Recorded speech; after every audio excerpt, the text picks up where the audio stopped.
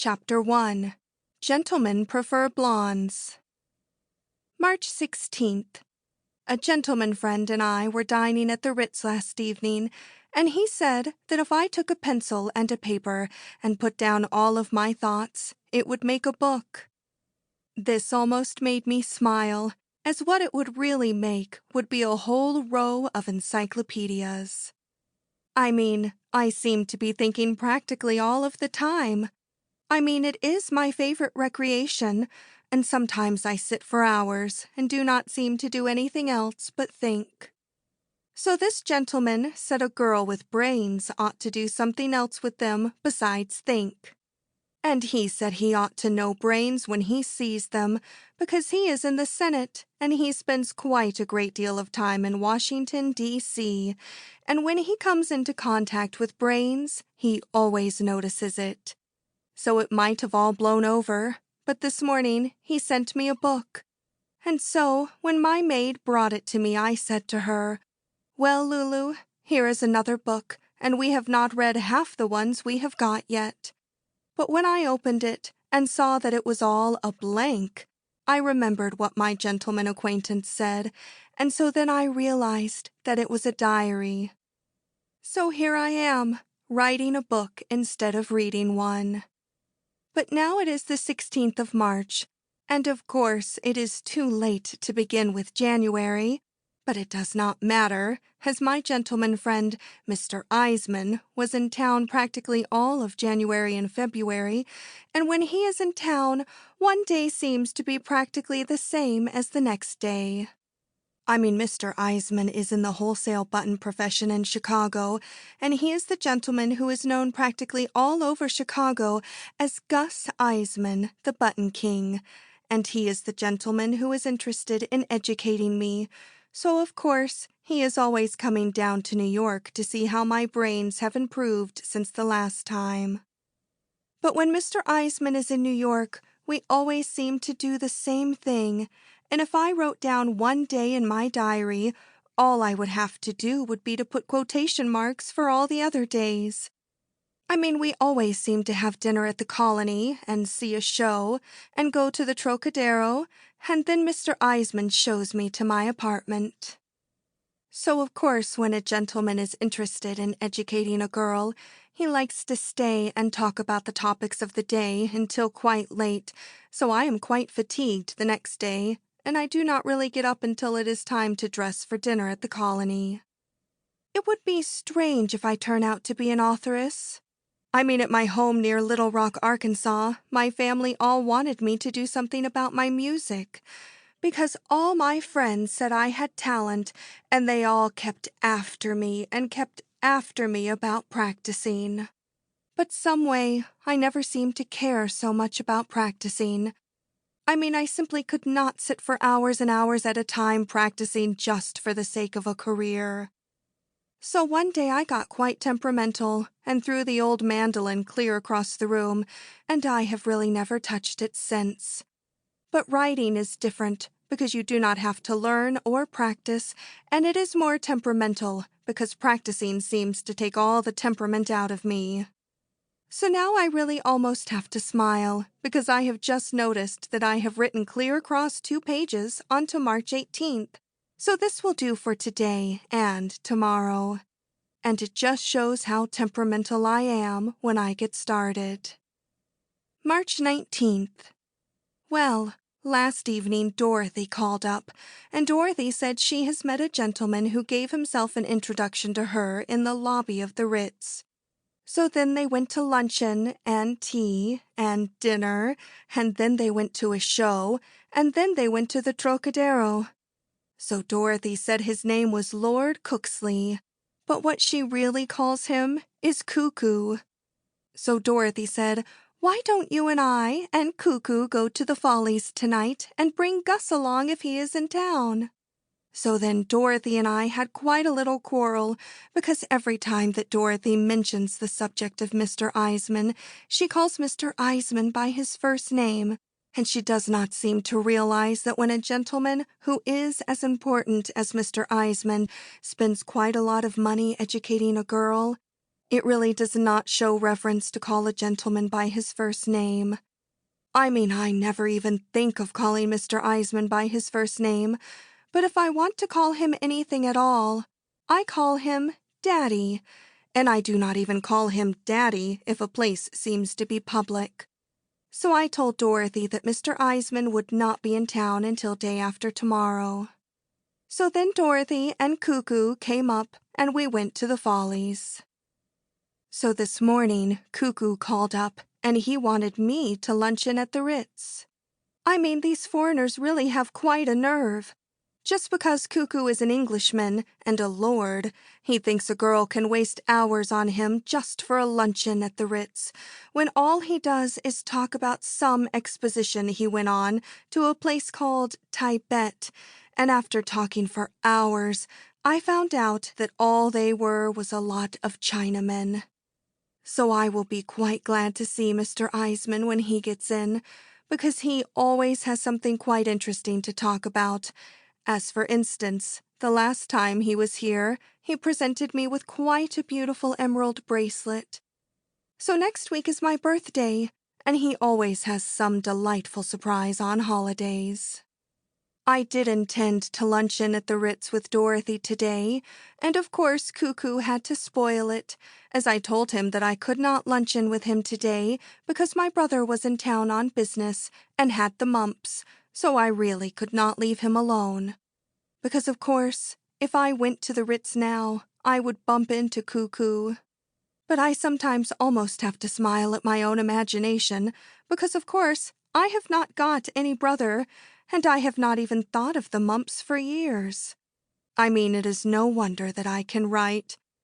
So the reason I thought I would take luncheon at the Ritz was because Mr. Chaplin is at the Ritz, and I always like to renew old acquaintances, because I met Mr. Chaplin once when we were both working on the same lot in Hollywood, and I am sure he would remember me.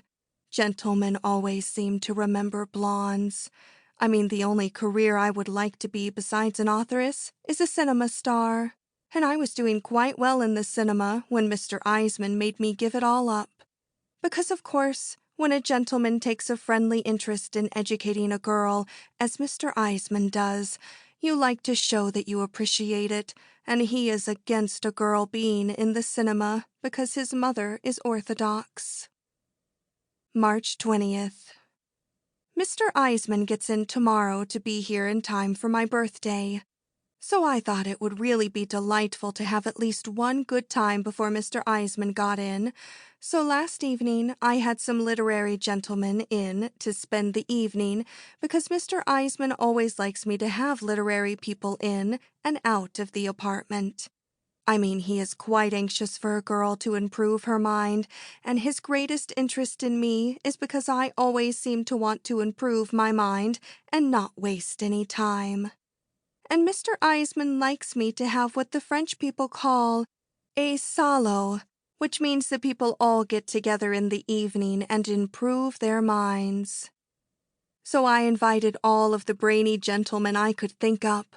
So I thought up a gentleman who is the professor of all the economics up at Columbia College, and the editor who is the famous editor of the New York Transcript, and another gentleman who is the famous playwright who writes very, very famous plays that are all about life. I mean, anybody would recognize his name, but it always seems to slip my memory because all of we real friends of his only call him Sam. So Sam asked if he could bring a gentleman who writes novels from England. So I said yes. So he brought him. And then we all got together, and I called up Gloria and Dorothy, and the gentlemen brought their own liquor. So of course the place was a wreck this morning, and Lulu and I worked like proverbial dogs to get it cleaned up. But heaven knows how long it will take to get the chandelier fixed. March 22nd. Well, my birthday has come and gone, but it was really quite depressing. I mean, it seems to me a gentleman who has a friendly interest in educating a girl like Gus Eisman would want her to have the biggest square-cut diamond in New York. I mean, I must say, I was quite disappointed when he came to the apartment with a little thing you could hardly see. So I told him I thought it was quite cute, but I had quite a headache, and I had better stay in a dark room all day, and I told him I would see him the next day, perhaps. Because even Lulu thought it was quite small, and she said if she was I, she really would do something definite, and she said she always believed in the old adage, leave them while you're good looking. But he came in at dinner time with really a very, very beautiful bracelet of square-cut diamonds, so I was quite cheered up. So then we had dinner at the Colony, and we went to a show and supper at the Trocadero, as usual whenever he is in town. But I will give him credit that he realized how small it was. I mean, he kept talking about how bad business was, and the button profession was full of Bolsheviks, who made nothing but trouble. Because Mr. Eisman feels that the country is really on the verge of the Bolsheviks, and I become quite worried. I mean, if the Bolsheviks do get in, there is only one gentleman who could handle them, and that is Mr. D.W. Griffith. Because I will never forget when Mr. Griffith was directing Intolerance. I mean, it was my last cinema just before Mr. Eisman made me give up my career, and I was playing one of the girls that fainted at the battle when all of the gentlemen fell off the tower. And when I saw how Mr. Griffith handled all of those mobs in Intolerance, I realized that he could do anything. And I really think that the government of America ought to tell Mr. Griffith to get all ready if the Bolsheviks start to do it. Well, I forgot to mention that the English gentleman who writes novels seems to have taken quite an interest in me as soon as he found out that I was literary. I mean, he has called up every day, and I went to tea twice with him. So he has sent me a whole complete set of books for my birthday by a gentleman called Mr. Conrad. They all seem to be about ocean travel, although I have not had time to more than glance through them. I have always liked novels about ocean travel, ever since I posed for Mr. Christie for the front cover of a novel about ocean travel by McGrath, because I always say that a girl never really looks as well as she does on board a steamship or even a yacht. So the English gentleman's name is Mr. Gerald Lamson, as those who have read his novels would know. And he also sent me some of his own novels, as they seem to be about middle-aged English gentlemen who live in the country over in London and seem to ride bicycles, which seems quite different from America, except at Palm Beach. So I told Mr. Lamson how I write down all of my thoughts, and he said he knew I had something to me from the first minute he saw me, and when we become better acquainted, I am going to let him read my diary. I mean, I even told Mr. Eisman about him, and he is quite pleased. Because, of course, Mr. Lamson is quite famous, and it seems Mr. Eisman has read all of his novels going to and fro on the trains, and Mr. Eisman is always anxious to meet famous people and take them to the Ritz to dinner on Saturday night. But of course, I did not tell Mr. Eisman that I am really getting quite a little crush on Mr. Lamson, which I really believe I am. But Mr. Eisman thinks my interest in him is more literary. March 30th. At last Mr. Eisman has left on the 20th century, and I must say I am quite fatigued, and a little rest will be quite welcome. I mean, I do not mind staying out late every night if I dance, but Mr. Eisman is really not such a good dancer, so most of the time we just sit and drink some champagne or have a bite to eat, and of course I do not dance with anyone else when I am out with Mr. Eisman. But Mr. Eisman and Jerry, as Mr. Lamson wants me to call him, became quite good friends, and we had several evenings, all three together. So now that Mr. Eisman is out of town at last, Jerry and I are going out together this evening, and Jerry said not to dress up, because Jerry seems to like me more for my soul. So I really had to tell Jerry that if all the gentlemen were like he seems to be, Madame Frances's whole dressmaking establishment would have to go out of business. But Jerry does not like a girl to be nothing else but a doll, but he likes her to bring in her husband's slippers every evening and make him forget what he has gone through. But before Mr. Eisman went to Chicago, he told me that he is going to Paris this summer on professional business, and I think he intends to present me with a trip to Paris, as he says there is nothing so educational as traveling. I mean, it did worlds of good to Dorothy when she went abroad last spring, and I never get tired of hearing her telling how the merry-go-rounds in Paris have pigs instead of horses. But I really do not know whether to be thrilled or not, because of course, if I go to Paris, I will have to leave Jerry, and both Jerry and I have made up our minds not to be separated from one another from now on. March 31st. Last night, Jerry and I had dinner at quite a quaint place where we had roast beef and baked potato. I mean, he always wants me to have food, which is what he calls nourishing, which most gentlemen never seem to think about. So then we took a hansom cab and drove for hours around the park because Jerry said the air would be good for me. It is really very sweet to have someone think of all those things that gentlemen hardly ever seem to think about. So then we talked quite a lot. I mean, Jerry knows how to draw a girl out, and I told him things that I really would not even put in my diary. So when he heard all about my life, he became quite depressed, and we both had tears in our eyes, because he said he never dreamed a girl could go through so much as I and come out so sweet and not made bitter by it all. I mean, Jerry thinks that most gentlemen are brutes and hardly ever think about a girl's soul. So it seems that Jerry has quite a lot of trouble himself, and he cannot even get married on account of his wife.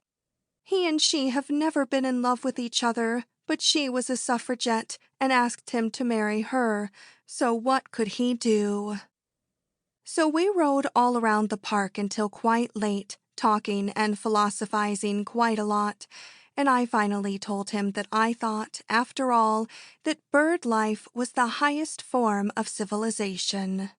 So Jerry calls me his little thinker, and I really would not be surprised if all of my thoughts will give him quite a few ideas for his novels. Because Jerry says he has never seen a girl of my personal appearance with so many brains, and he had almost given up looking for his ideal when our paths seemed to cross each other, and I told him I really thought a thing like that was nearly always the result of fate. So Jerry says that I remind him quite a lot of Helen of Troy, who was of Greek extraction. But the only Greek I know is a Greek gentleman by the name of Mr. Georgopoulos, who is really quite wealthy, and he is what Dorothy and I call a shopper, because you can always call him up at any hour and ask him to go shopping, and he is always quite delighted, which very few gentlemen seem to be. And he never seems to care how much anything costs.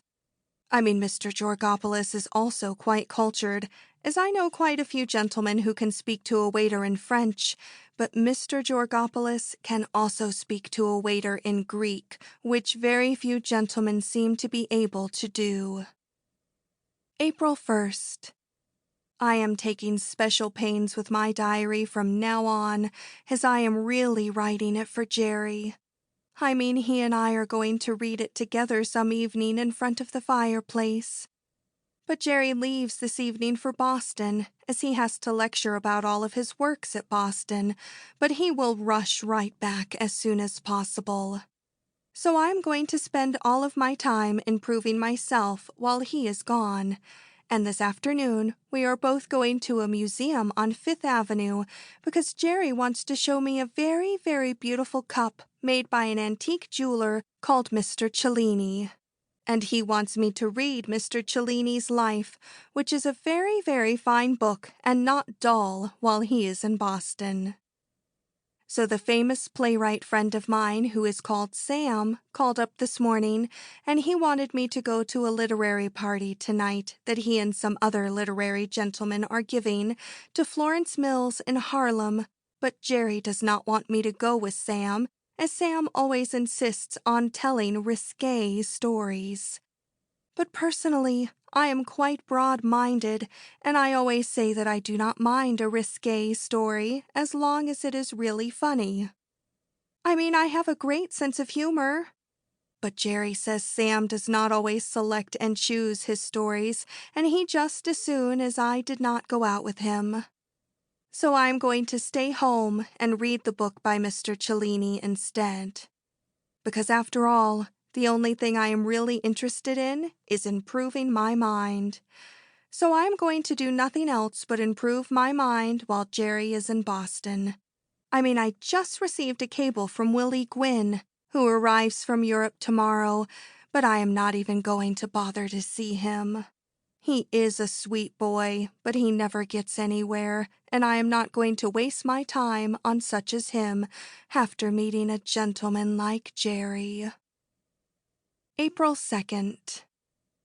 I seem to be quite depressed this morning, as I always am when there is nothing to put my mind to, because I decided not to read the book by Mr. Cellini. I mean, it was quite amusing in spots because it was really quite risque, but the spots were not so close together, and I never seemed to like to always be hunting clear through a book for the spots I am looking for, especially when there are really not so many spots that seem to be so amusing after all. So I did not waste my time on it. But this morning I told Lulu to let all of the housework go and spend the day reading a book entitled Lord Jim, and then tell me all about it, so that I would improve my mind while Jerry is away. But when I got her the book, I nearly made a mistake and gave her a book by the title of The Nigger of Narcissus, which really would have hurt her feelings. I mean, I do not know why authors cannot say Negro instead of nigger, as they have their feelings just the same as we have.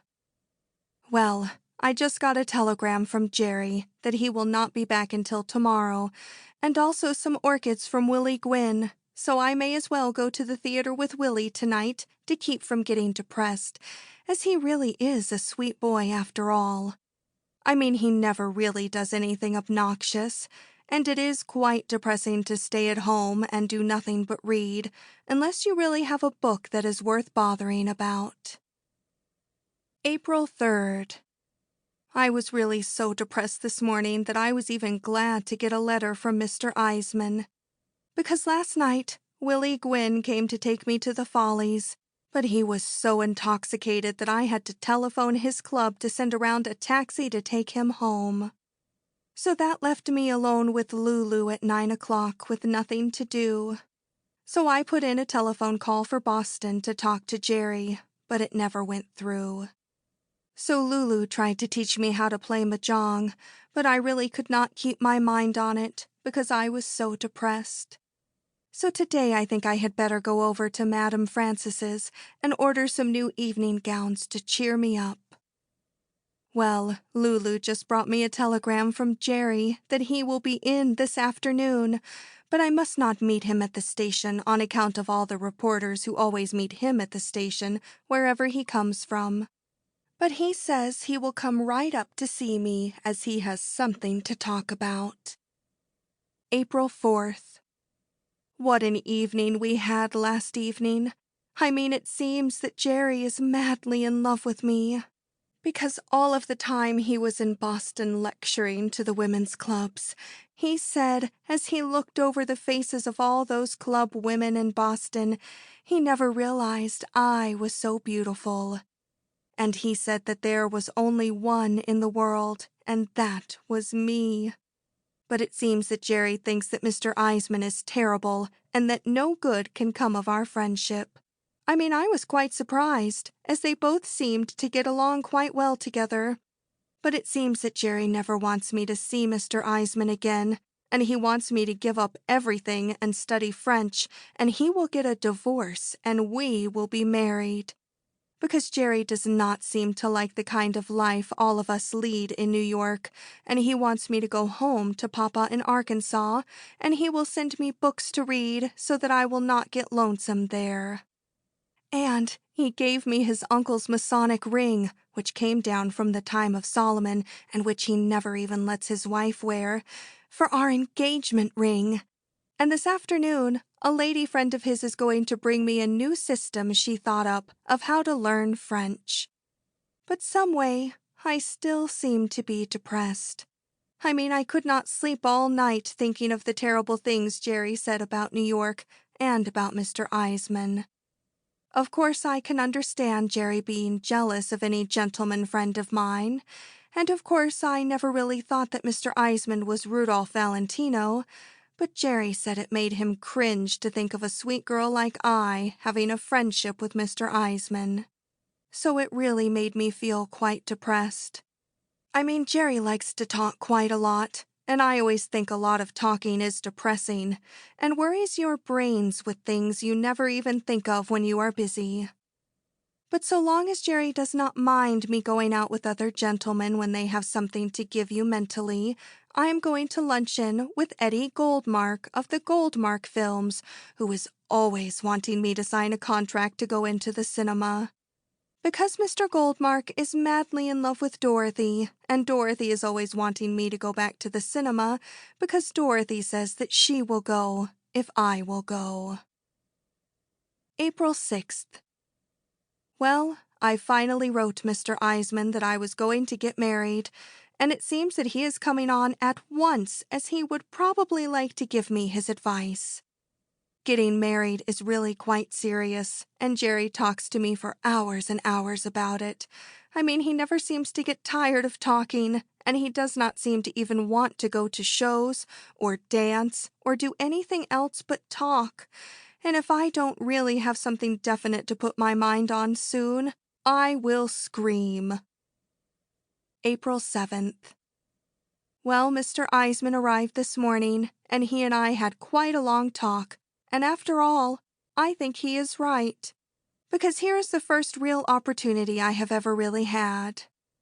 I mean to go to Paris and broaden out and improve my writing. And why should I give it up to marry an author where he is the whole thing, and all I would be the wife of Gerald Lamson?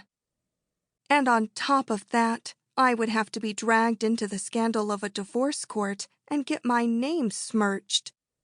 So Mr. Eisman said that opportunities come too seldom in a girl's life for me to give up the first one I have really ever had. So I am sailing for France and London on Tuesday and taking Dorothy with me, and Mr. Eisman says that he will see us there later. So Dorothy knows all of the ropes, and she can get along in Paris just as though she knew French. And besides, she knows a French gentleman who was born and raised there, who speaks it like a native, and knows Paris like a book. And Dorothy says that when we get to London, nearly everybody speaks English anyway. So it is quite lucky that Mr. Lamson is out lecturing in Cincinnati, and he will not be back until Wednesday, and I can send him a letter and tell him that I have to go to Europe now, but I will see him later, perhaps. So anyway, I will be spared listening to any more of his depressing conversation. So Mr. Eisman gave me quite a nice string of pearls, and he gave Dorothy a diamond pin, and we all went to the Colony for dinner, and we all went to a show and supper at the Trocadero, and we all spent quite a pleasant evening. Chapter 2. Fate Keeps on Happening. April 11th. Well, Dorothy and I are really on the ship sailing to Europe, as anyone could tell by looking at the ocean. I always love the ocean. I always love a ship, and I really love the Majestic, because you would not know it was a ship, because it was just like being at the Ritz. And the steward says the ocean is not so obnoxious this month as it generally is. So Mr. Eisman is going to meet us next month in Paris, because he has to be there on business. He always says that there is really no place to see the latest styles in buttons like Paris. So Dorothy is out taking a walk up and down the deck with a gentleman she met on the steps. But I am not going to waste my time going around with gentlemen, because if I did nothing but go around, I would not finish my diary or read good books, which I am always reading to improve my mind. But Dorothy really does not care about her mind, and I always scold her because she does nothing but waste her time by going around with gentlemen who do not have anything, when Eddie Goldmark of the Goldmark films is really quite wealthy and can make a girl delightful presents. But she does nothing but waste her time, and yesterday, which was really the day before we sailed, she would not go to luncheon with Mr. Goldmark, but she went to luncheon to meet a gentleman called Mr. Mencken from Baltimore, who really only prints a green magazine which has not even got any pictures in it. But Mr. Eisman is always saying that every girl does not want to get ahead and get educated like me. So Mr. Eisman and Lulu come down to the boat to see me off, and Lulu cried quite a lot. I mean, I really believe she could not care any more for me if she was light and not colored. Lulu has had a very sad life, because when she was quite young, a Pullman porter fell madly in love with her. So she believed him, and he lured her away from her home to Ashtabula and deceived her there. So she finally found out that she had been deceived, and she really was broken-hearted. And when she tried to go back home, she found out that it was too late, because her best girlfriend, who she had always trusted, had stolen her husband, and he would not take Lulu back. So I have always said to her she could always work for me, and she is going to take care of the apartment until I get back, because I would not sublet the apartment, because Dorothy sublet her apartment when she went to Europe last year, and the gentleman who sublet the apartment allowed girls to pay calls on him who were not nice. Mr. Eisman has literally filled our room with flowers, and the steward has had quite a hard time to find enough vases to put them into. I mean, the steward said he knew as soon as he saw Dorothy and I that he would have quite a heavy run on vases. And of course, Mr. Eisman has sent quite a lot of good books, as he always does, because he always knows that good books are always welcome. So he has sent me quite a large book of etiquette, as he says there is quite a lot of etiquette in England and London, and it would be a good thing for a girl to learn. So I'm going to take it on the deck after luncheon and read it, because I would often like to know what a girl ought to do when a gentleman she has just met says something to her in a taxi. Of course, I always become quite vexed, but I always believe in giving a gentleman another chance. So now the steward tells me it is luncheon time, so I will go upstairs, as the gentleman Dorothy met on the steps has invited us to luncheon in the Ritz, which is a special dining room on the ship where you can spend quite a lot of money because they really give away the food in the other dining room. April 12th. I am going to stay in bed this morning, as I am quite upset, as I saw a gentleman who quite upset me. I am not really sure it was the gentleman, as I saw him at quite a distance in the bar, but if it really is the gentleman, it shows that when a girl has a lot of fate in her life, it is sure to keep on happening. So when I thought I saw this gentleman, I was with Dorothy and Major Falcon, who is the gentleman Dorothy met on the steps, and Major Falcon noticed that I became upset, so he wanted me to tell him what was the matter, but it was really so terrible that I would not want to tell anyone. So I said good night to Major Falcon, and as I left him with Dorothy, I went down to our room and did nothing but cry and send the steward for some champagne to cheer me up. I mean, champagne always makes me feel philosophical, because it makes me realize that when a girl's life is as full of fate as mine seems to be, there is nothing else to do about it. So this morning, the steward brought me my coffee and quite a large pitcher of ice water, so I will stay in bed and not have any more champagne until luncheon time. Dorothy never has any fate in her life, and she does nothing but waste her time, and I really wonder if I did right to bring her with me and not Lulu. I mean, she really gives gentlemen a bad impression, as she talks quite a lot of slang.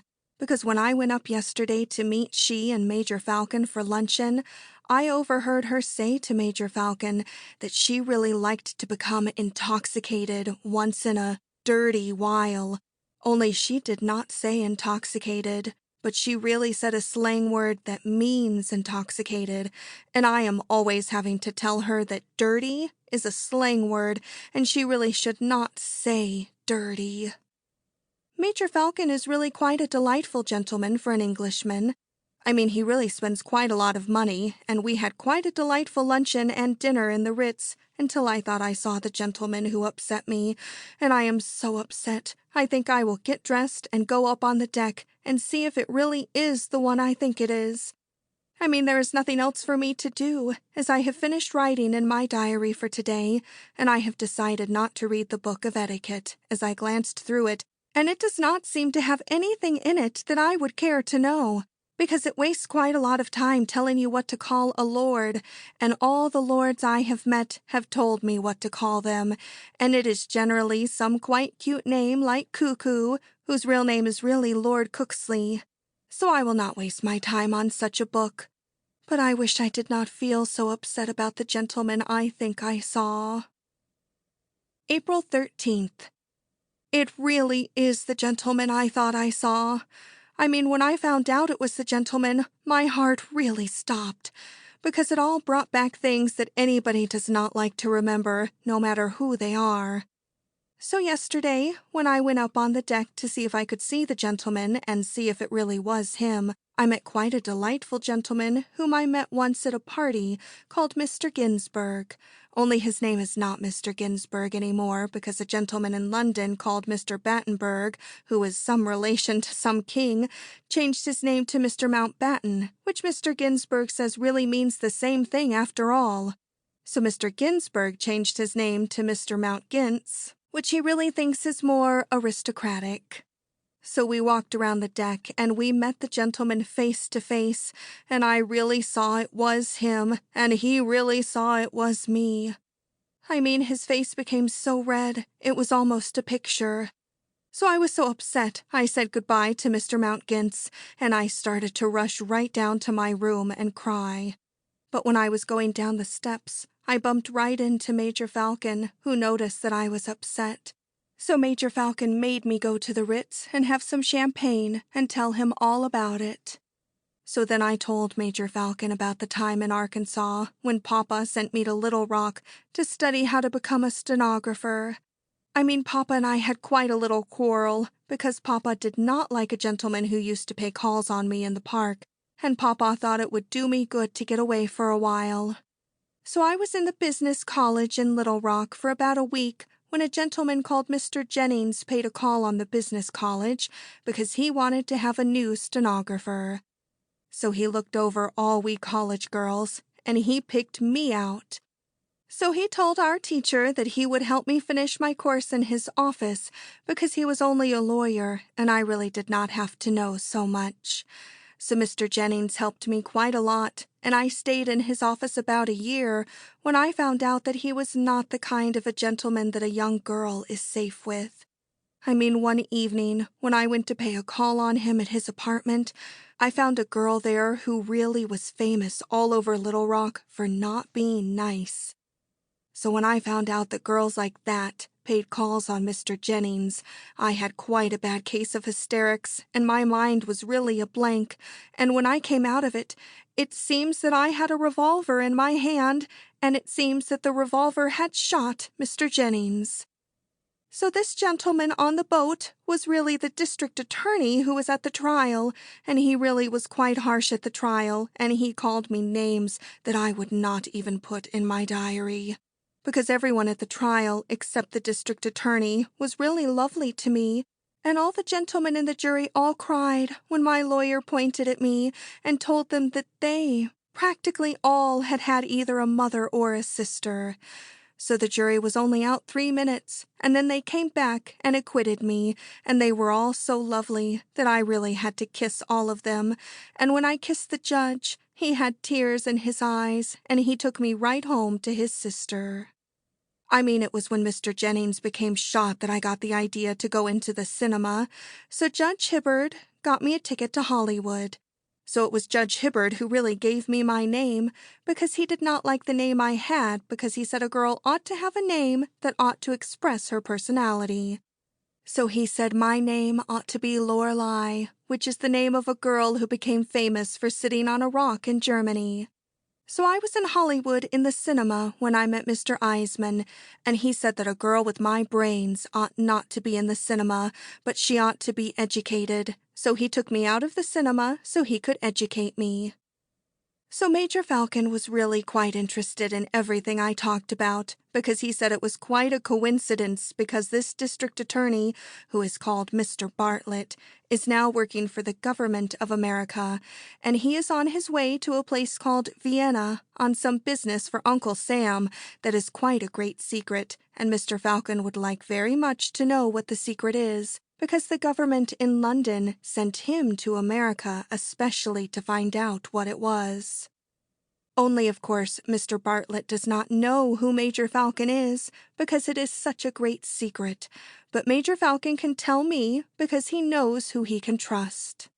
So Major Falcon says he thinks a girl like I ought to forgive and forget what Mr. Bartlett called me, and he wants to bring us together. And he says he thinks Mr. Bartlett would talk to me quite a lot when he really gets to know me, and I forgive him for that time in Little Rock. Because it would be quite romantic for Mr. Bartlett and I to become friendly, and gentlemen who work for Uncle Sam generally like to become romantic with girls. So he is going to bring us together on the deck after dinner tonight, and I am going to forgive him and talk with him quite a lot, because why should a girl hold a grudge against a gentleman who had to do it? So Major Falcon brought me quite a large bottle of perfume, and quite a cute imitation of quite a large-sized dog in a little shop which is on board the boat. I mean, Major Falcon really knows how to cheer a girl up quite a lot, and so tonight I'm going to make it all up with Mr. Bartlett. April 14th. Well, Mr. Bartlett and I made it all up last night, and we are going to be the best of friends and talk quite a lot. So when I went down to my room quite late, Major Falcon came down to see if I and Mr. Bartlett were really going to be friends, because he said a girl with brains like I ought to have lots to talk about with a gentleman with brains like Mr. Bartlett, who knows all of Uncle Sam's secrets. So I told Major Falcon how Mr. Bartlett thinks that he and I seem to be like a play, because all the time he was calling me all those names in Little Rock, he really thought I was. So when he found out that I turned out not to be, he said he always thought that I only used my brains against gentlemen and really had quite a cold heart. But now he thinks I ought to write a play about how he called me all those names in Little Rock, and then, after 7 years, we became friendly. So I told Major Falcon that I told Mr. Bartlett I would like to write the play, but I really did not have time, as it takes quite a lot of time to write my diary and read good books. So Mr. Bartlett did not know that I read books, which is quite a coincidence, because he reads them too. So he is going to bring me a book of philosophy this afternoon called Smile, Smile, Smile, which all the brainy senators in Washington are reading, which cheers you up quite a lot. So I told Major Falcon that having a friendship with Mr. Bartlett was really quite enervating, because Mr. Bartlett does not drink anything, and the less anybody says about his dancing, the better. But he did ask me to dine at his table, which is not in the Ritz, and I told him I could not, but Major Falcon told me I ought to. But I told Major Falcon that there was a limit to almost everything. So I am going to stay in my room until luncheon, and I am going to luncheon in the Ritz with Mr. Mountgintz, who really knows how to treat a girl. Dorothy is up on the deck wasting quite a lot of time with a gentleman who is only a tennis champion. So I am going to ring for the steward and have some champagne, which is quite good for a person on a boat. The steward is really quite a nice boy, and he has had quite a sad life, and he likes to tell me all about himself. I mean, it seems that he was arrested in Flatbush because he promised a gentleman that he would bring him some very, very good scotch, and they mistook him for a bootlegger. So it seems they put him in prison, and they put him in a cell with 2 other gentlemen who were very, very famous burglars. I mean, they really had their pictures in all the newspapers, and everybody was talking about them. So my steward, whose real name is Fred, was very, very proud to be in the same cell with such famous burglars. So when they asked him what he was in for, he did not like to tell them that he was only a bootlegger, so he told them that he set fire to a house and burned up quite a large family in Oklahoma. So everything would have gone all right, except that the police had put a dictaphone in the cell and used it all against him, and he could not get out until they had investigated all the fires in Oklahoma. So, I always think that it is much more educational to talk to a boy like Fred, who has been through a lot and really suffered, than it is to talk to a gentleman like Mr. Bartlett. But I will have to talk to Mr. Bartlett all afternoon, as Major Falcon has made an appointment for me to spend the whole afternoon with him. April 15th. Last night there was quite a masquerade ball on the ship, which was really all for the sake of charity, because most of the sailors seem to have orphans which they get from going on the ocean when the sea is very rough. So they took up quite a collection, and Mr. Bartlett made quite a long speech in favor of orphans, especially when their parents are sailors. Mr. Bartlett really likes to make speeches quite a lot. I mean, he even likes to make speeches when he is all alone with a girl when they are walking up and down a deck. But the masquerade ball was quite cute, and one gentleman really looked almost like an imitation of Mr. Chaplin. So Dorothy and I really did not want to go to the ball, but Mr. Bartlett bought us 2 scarves at the little store, which is on the ship, so we tied them around our hips, and everyone said we made quite a cute Carmen. So Mr. Bartlett and Major Falcon and the tennis champion were the judges. So Dorothy and I won the prizes. I mean, I really hope I do not get any more large-size imitations of a dog, as I have 3 now, and I do not see why the captain does not ask Mr. Cartier to have a jewelry store on the ship, as it is really not much fun to go shopping on a ship with gentlemen and buy nothing but imitations of dogs. So, after we won the prizes, I had an engagement to go up on the top of the deck with Mr. Bartlett, as it seems he likes to look at the moonlight quite a lot. So I told him to go up and wait for me, and I would be up later, as I promised a dance to Mr. Mountgins. So he asked me how long I would be dancing till, but I told him to wait up there and he would find out. So Mr. Mountgins and I had quite a delightful dance and champagne until Major Falcon found us, because he was looking for me, and he said I really should not keep Mr. Bartlett waiting. So I went up on the deck, and Mr. Bartlett was up there waiting for me, and it seems that he really is madly in love with me, because he did not sleep a wink since we became friendly. Because he never thought that I really had brains, but now that he knows it, it seems that he has been looking for a girl like me for years, and he said that really the place for me when he got back home was Washington, D.C., where he lives. So I told him I thought a thing like that was nearly always the result of fate. So he wanted me to get off the ship tomorrow at France and take the same trip that he was taking to Vienna, as it seems that Vienna is in France, and if you go to England you go too far. But I told him that I could not, because I thought if he was really madly in love with me, he would take a trip to London instead. But he told me that he had serious business in Vienna. That was a very, very great secret. But I told him I did not believe it was business, but that it really was some girl, because what business could be so important? So he said it was business for the United States government at Washington, and he could not tell anybody what it was. So then we looked at the moonlight quite a lot. So I told him I would go to Vienna if I really knew it was business and not some girl, because I could not see how business could be so important. So then he told me all about it. So it seems that Uncle Sam wants some new aeroplanes that everybody else seems to want, especially England. And Uncle Sam has quite a clever way to get them, which is too long to put in my diary. So we sat up and saw the sunrise, and I became quite stiff and told him I would have to go down to my room because, after all, the ship lands at France today, and I said if I got off the boat at France to go to Vienna with him, I would have to pack up. So I went down to my room and went to bed. So then Dorothy came in, and she was up on deck with the tennis champion, but she did not notice the sunrise, as she really does not love nature, but always wastes her time and ruins her clothes, even though I always tell her not to drink champagne out of a bottle on the deck of a ship, as it lurches quite a lot.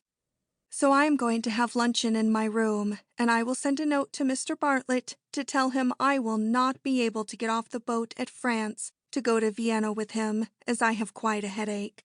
But I will see him sometime, somewhere else. So Major Falcon is going to come down at 12, and I have got to thinking over what Mr. Bartlett called me at Little Rock, and I am quite upset. I mean, a gentleman never pays for those things, but a girl always pays. So I think I will tell Major Falcon all about the aeroplane business, as he really wants to know. And after all, I do not think Mr. Bartlett is a gentleman to call me all those names in Little Rock, even if it was 7 years ago. I mean, Major Falcon is always a gentleman, and he really wants to do quite a lot for us in London, because he knows the Prince of Wales, and he thinks that Dorothy and I would like the Prince of Wales once we had really got to meet him. So I'm going to stay in my room until Mr. Bartlett gets off the ship at France, because I really do not seem to care if I ever see Mr. Bartlett again. So tomorrow we will be at England bright and early, and I really feel quite thrilled because Mr. Eisman sent me a cable this morning, as he does every morning, and he says to take advantage of everybody we meet, as traveling is the highest form of education. I mean, Mr. Eisman is always right, and Major Falcon knows all the sights in London, including the Prince of Wales, so it really looks like Dorothy and I would have quite a delightful time in London. Chapter 3. London is Really Nothing. April 17th. Well, Dorothy and I are really at London. I mean, we got to London on the train yesterday, as the boat does not come clear up to London, but it stops on the beach, and you have to take a train. I mean, everything is much better in New York, because the boat comes right up to New York, and I am really beginning to think that London is not so educational after all. But I did not tell Mr. Eisman when I cabled him last night, because Mr. Eisman really sent me to London to get educated, and I would hate to tell him that London is a failure, because we know more in New York. So Dorothy and I came to the Ritz, and it is delightfully full of Americans. I mean, you would really think it was New York, because I always think that the most delightful thing about traveling is to always be running into Americans, and to always feel at home. So yesterday Dorothy and I went down to luncheon at the Ritz, and we saw a quite cute little blonde girl at the next table, and I nudged Dorothy under the table, because I do not think it is nice to nudge a person on top of the table, as I'm trying to teach good manners to Dorothy. So I said, "That is quite a cute little girl, so she must be an American girl." And sure enough, she called the head waiter with quite an American accent, and she was quite angry, and she said to him, "I have been coming to this hotel for 35 years, and this is the first time I have been kept waiting." So I recognized her voice, because it was really Fanny Ward. So we asked her to come over to our table, and we were all three delighted to see each other, because I and Fanny have known each other for about 5 years. But I really feel as if I knew her better, because Mama knew her 45 years ago, when she and Mama used to go to school together, and Mama used to always follow all her weddings in the newspapers. So now Fanny lives in London, and is famous for being one of the cutest girls in London. I mean, Fanny is almost historical, because when a girl is cute for 50 years, it really begins to get historical. So if Mama did not die of hardening of the arteries, she and Fanny and I could have quite a delightful time in London, as Fanny loves to shop. So we went shopping for hats, and instead of going to the regular shop, we went to the children's department, and Fanny and I bought some quite cute hats, as children hats only cost half as much, and Fanny does it all the time. I mean, Fanny really loves hats, and she buys some in the children's department every week, so she really saves quite a lot of money. So we came back to the Ritz to meet Major Falcon, because Major Falcon invited us to go to tea with him at a girl's house called Lady Shelton. So Major Falcon invited Fanny to go with us too. But she was sorry because she had to go to her music lesson. So at Lady Shelton's house, we met quite a few people who seemed to be English. I mean, some of the girls in London seemed to be ladies, which seems to be the opposite of a lord. And some who are not ladies are honorable. But quite a few are not ladies or honorable either, but are just like us. So all you have to call them is Miss. So Lady Shelton was really delighted to have we Americans come to her house. I mean, she took Dorothy and I into the back parlor and tried to sell us some shell flowers she seems to make out of seashells for 25 pounds. So we asked her how much it was in money, and it seems it is $125. I mean, I am really going to have a quite hard time in London with Dorothy, because she really should not say to an English lady what she said. I mean, she should not say to an English lady that in America we use shells the same way, only we put a dry pea under one of them, and we call it a game. But I told Lady Shelton we really did not need any shell flowers. So Lady Shelton said she knew we Americans loved dogs, so she would love us to meet her mother. So then she took Dorothy and Major Falcon and I to her mother's house, which was just around the corner from her house, because her mother seems to be called a countess and raised dogs. So her mother was having a party too, and she seemed to have quite red hair and quite a lot of paint for such an elderly lady. So the first thing she asked us was, she asked us if we bought some shell flowers from her daughter. So we told her no. But she did not seem to act like a countess of her elderly age should act, because she said, "You were right, my dears. Don't let my daughters stick you. They fall apart in less than a week." So then she asked us if we would like to buy a dog. I mean, I could not stop Dorothy, but she said, "How long before the dogs fall apart?" But I do not think the Countess acted like a countess ought to act, because she laughed very, very loud, and she said that Dorothy was really priceless, and she grabbed Dorothy and kissed her and held her arm around her all the time. I mean, I really think that a countess should not encourage Dorothy, or else she is just as unrefined as Dorothy seems to be. But I told the Countess that we did not need any dog. So then I met a quite delightful English lady who had a very, very beautiful diamond tiara in her handbag, because she said that she thought some Americans would be at the party, and it was really a very, very great bargain.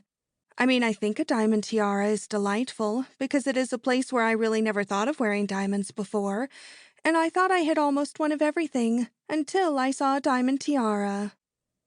The English lady, who is called Mrs. Weeks, said it was in her family for years. But the good thing about diamonds is they always look new. So I was really very intrigued, and I asked her how much it cost in money, and it seems it was $7,500. So then I looked around the room, and I noticed a gentleman who seemed to be quite well groomed. So I asked Major Falcon who he was, and he said he was called Sir Francis Beekman, and it seems he is very, very wealthy. So then I asked Major Falcon to give us an introduction to one another, and we met one another, and I asked Sir Francis Beekman if he would hold my hat while I could try on the diamond tiara, because I could wear it backwards with a ribbon, on account of my hair being hobbed. And I told Sir Francis Beekman that I really thought it looked quite cute. So he thought it did too, but he seemed to have another engagement. So the Countess came up to me, and she is really very unrefined, because she said to me, "Do not waste your time on him," because she said that whenever Sir Francis Beekman spent a halfpenny, the statue of a gentleman called Mr. Nelson took off his hat and bowed. I mean, some people are so unrefined, they seem to have unrefined thoughts about everything. So I really have my heart set on the diamond tiara, and I became quite worried because Mrs. Weeks said she was going to a delightful party last night that would be full of delightful Americans, and it would be snapped up. So I was so worried that I gave her $100, and she is going to hold the diamond tiara for me. Because what is the use of traveling if you do not take advantage of opportunities? And it really is quite unusual to get a bargain from an English lady. So last night, I cabled Mr. Eisman, and I told Mr. Eisman that he does not seem to know how much it costs to get educated by traveling. And I said I really would have to have $10,000. And I said I hoped I would not have to borrow the money from some strange English gentleman, even if he might be very good-looking. So I really could not sleep all night because of all my worrying, because if I do not get the money to buy the diamond tiara, it may be quite a hard thing to get back $100 from an English lady. So now I must really get dressed, as Major Falcon is going to take Dorothy and I to look at all the sights in London. But I really think if I do not get the diamond tiara, my whole trip to London will be quite a failure. April 18th. Yesterday was quite a night and day. Major Falcon came to take Dorothy and I to see all the sights in London. So I thought it would be delightful if we had another gentleman, and I made Major Falcon call up Sir Francis Beekman. I had a cable from Mr. Eisman, which told me he could not send me $10,000, but he would send me $1,000, which really would not be a drop in the bucket for the diamond tiara. So Sir Francis Beekman said that he could not come, but I teased him and teased him over the telephone, so he finally said he would come. So Major Falcon drives his own car, so Dorothy sat with him, and I sat with Sir Francis Beekman, but I told him that I was not going to call him Sir Francis Beekman, but that I was really going to call him Piggy. In London, they make a very, very great fuss over nothing at all. London is really nothing at all. For instance, they make a great fuss over a tower that really is not even tall as the Hickox Building in Little Rock, Arkansas, and it would only make a chimney on one of our towers in New York. So Sir Francis Beekman wanted us to get out and look at the tower because he said that quite a famous queen had her head cut off there one morning, and Dorothy said, "What a fool she was to get up that morning." And that is really the only sensible thing that Dorothy has said in London. So we did not bother to get out. So we did not go to any more sights because they really have delicious champagne cocktails at a very, very smart new restaurant called the Café de Paris that you could not get in New York for neither love or money. And I told Piggy that when you are traveling, you really ought to take advantages of what you cannot do at home. So while Dorothy and I were in the Café de Paris powdering our nose in the ladies' dressing room, we met an American girl who Dorothy knew in the Foleys, but now she is living in London. So she told us all about London. So it seems the gentlemen in London have quite a quaint custom of not giving a girl many presents. The English girls really seem to be satisfied with a gold cigarette holder, or else what they call a bangle, which means a bracelet in English, which is only gold and does not have any stones in it, which American girls would really give to their maid. So she said you could tell what English gentlemen were like when you realized that not even English ladies could get anything out of them. So she said Sir Francis Beekman was really famous all over London for not spending so much money as most English gentlemen.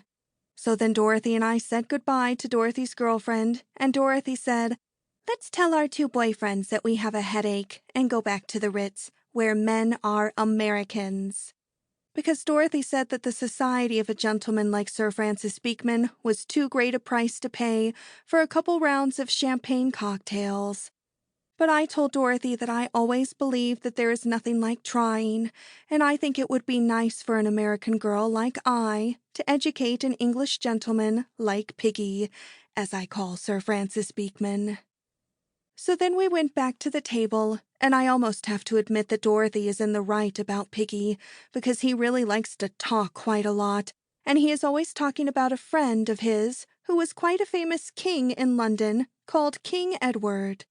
So Piggy said he would never, never forget the jokes King Edward was always saying. And he would never forget one time they were all on a yacht, and they were all sitting at a table, and King Edward got up and said, "I don't care what you gentlemen do. I'm going to smoke a cigar." So then Piggy laughed, very, very loud.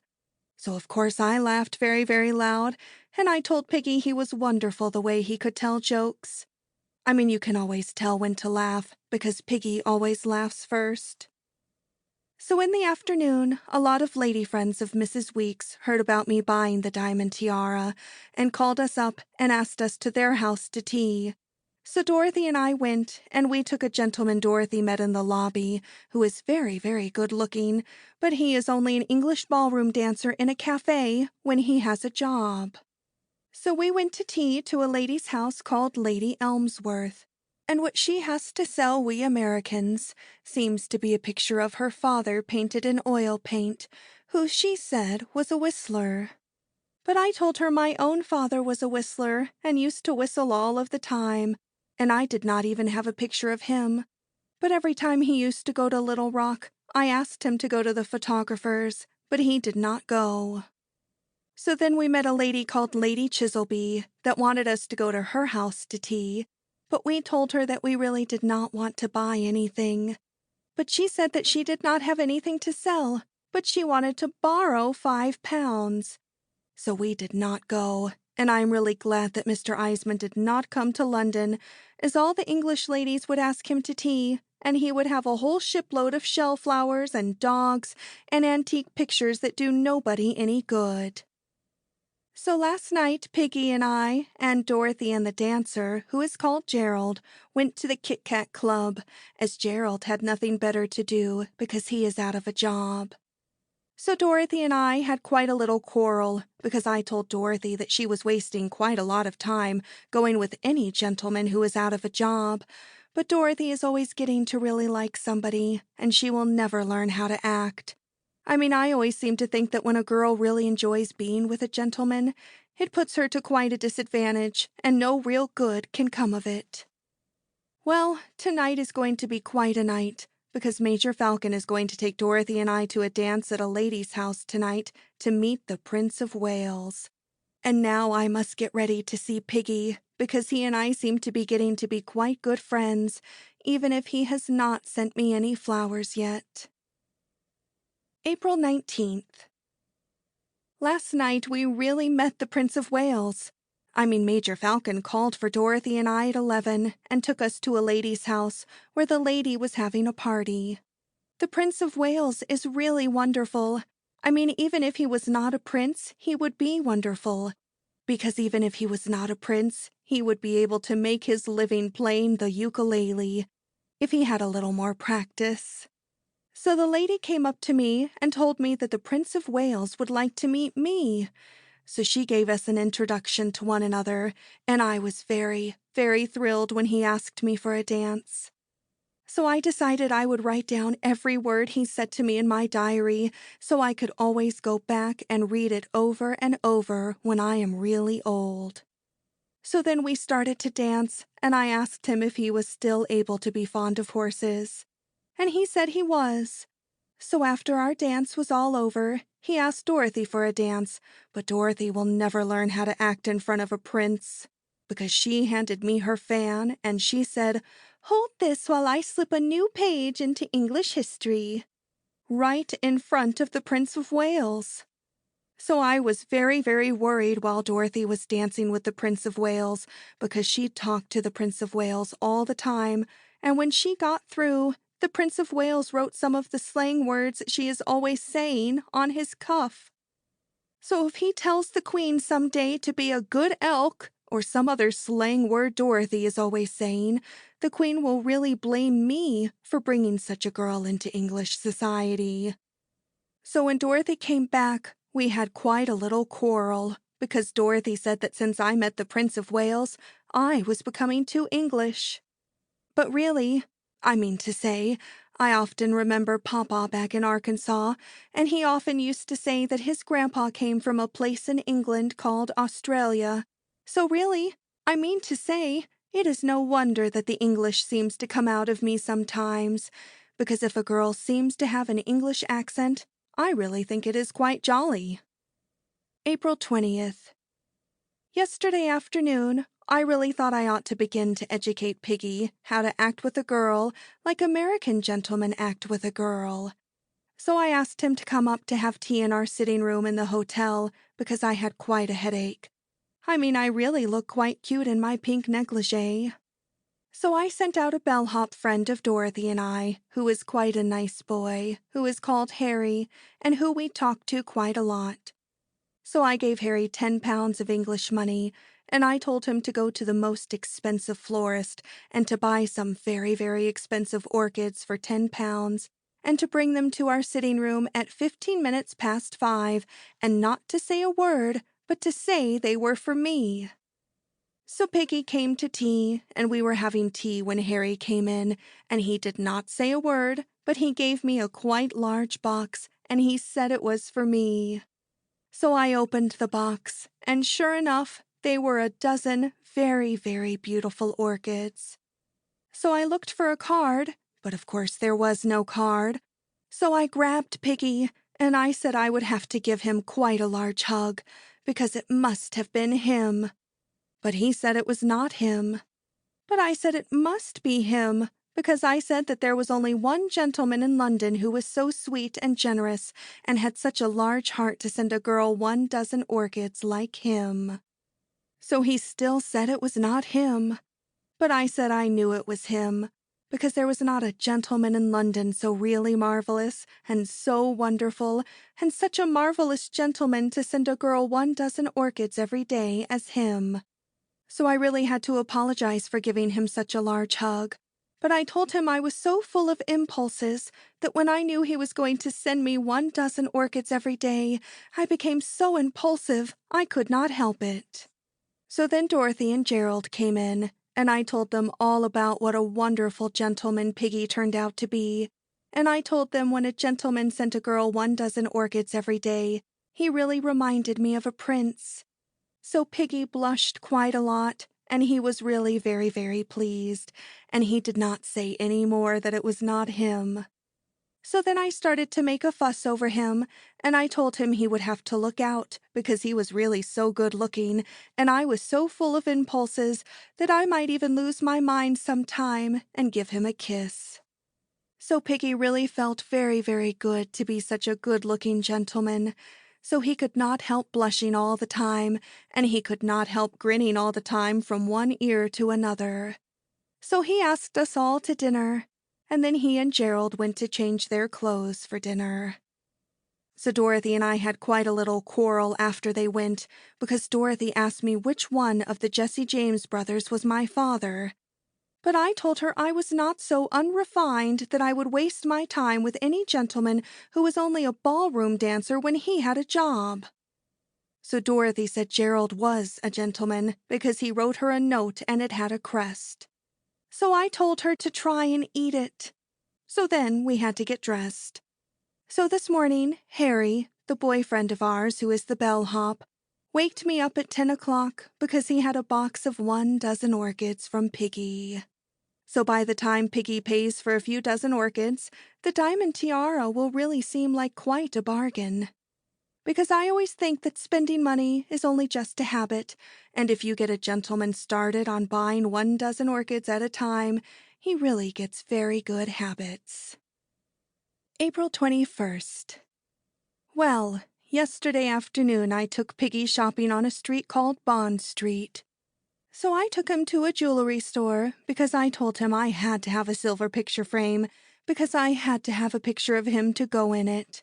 Because I told Piggy that when a girl gets to know such a good-looking gentleman as him, she really wants to have a picture of him on her dressing table where she can look at it a lot.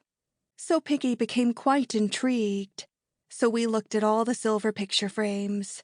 But then I told him that I really did not think a silver picture frame was good enough for a picture of him because I forgot they had gold picture frames until I saw them. So then we started to look at the gold picture frames. So then it came out that his picture was taken in his uniform.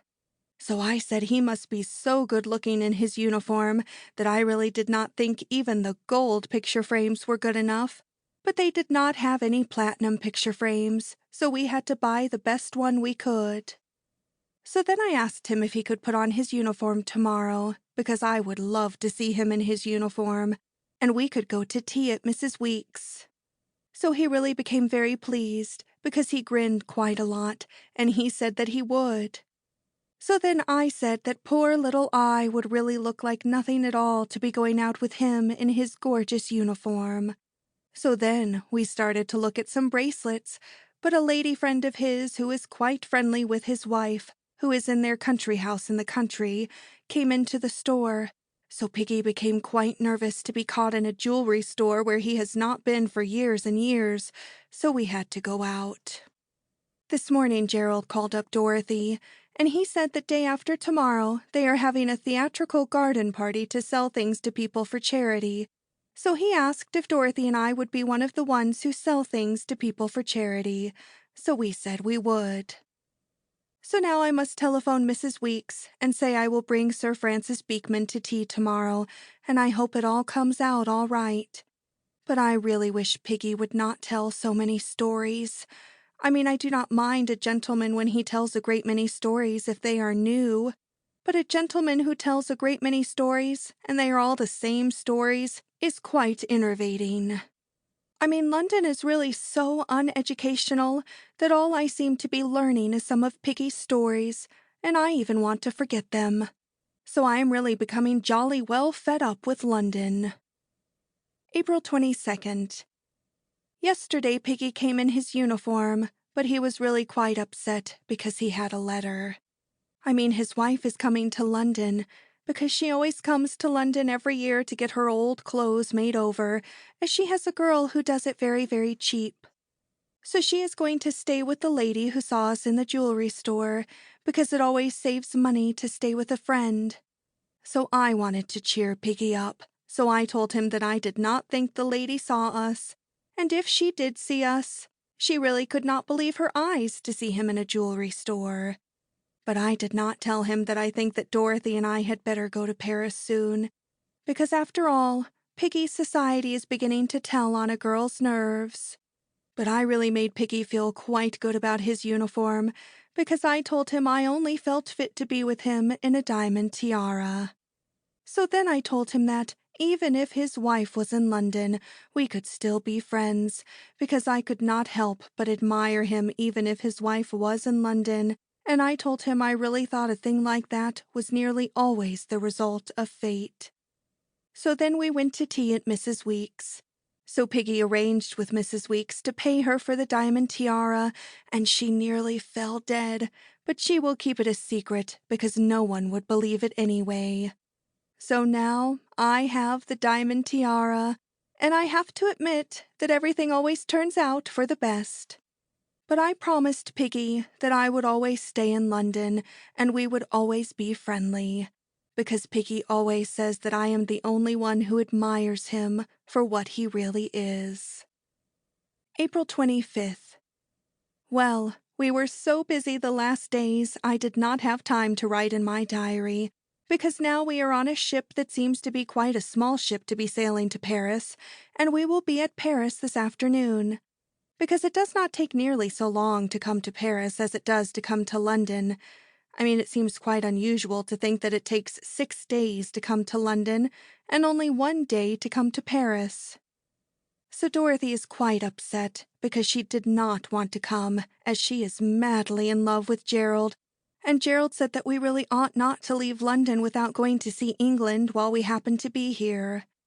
But I told him that if England was the same kind of a place that London seems to be, I really know too much to bother with such a place.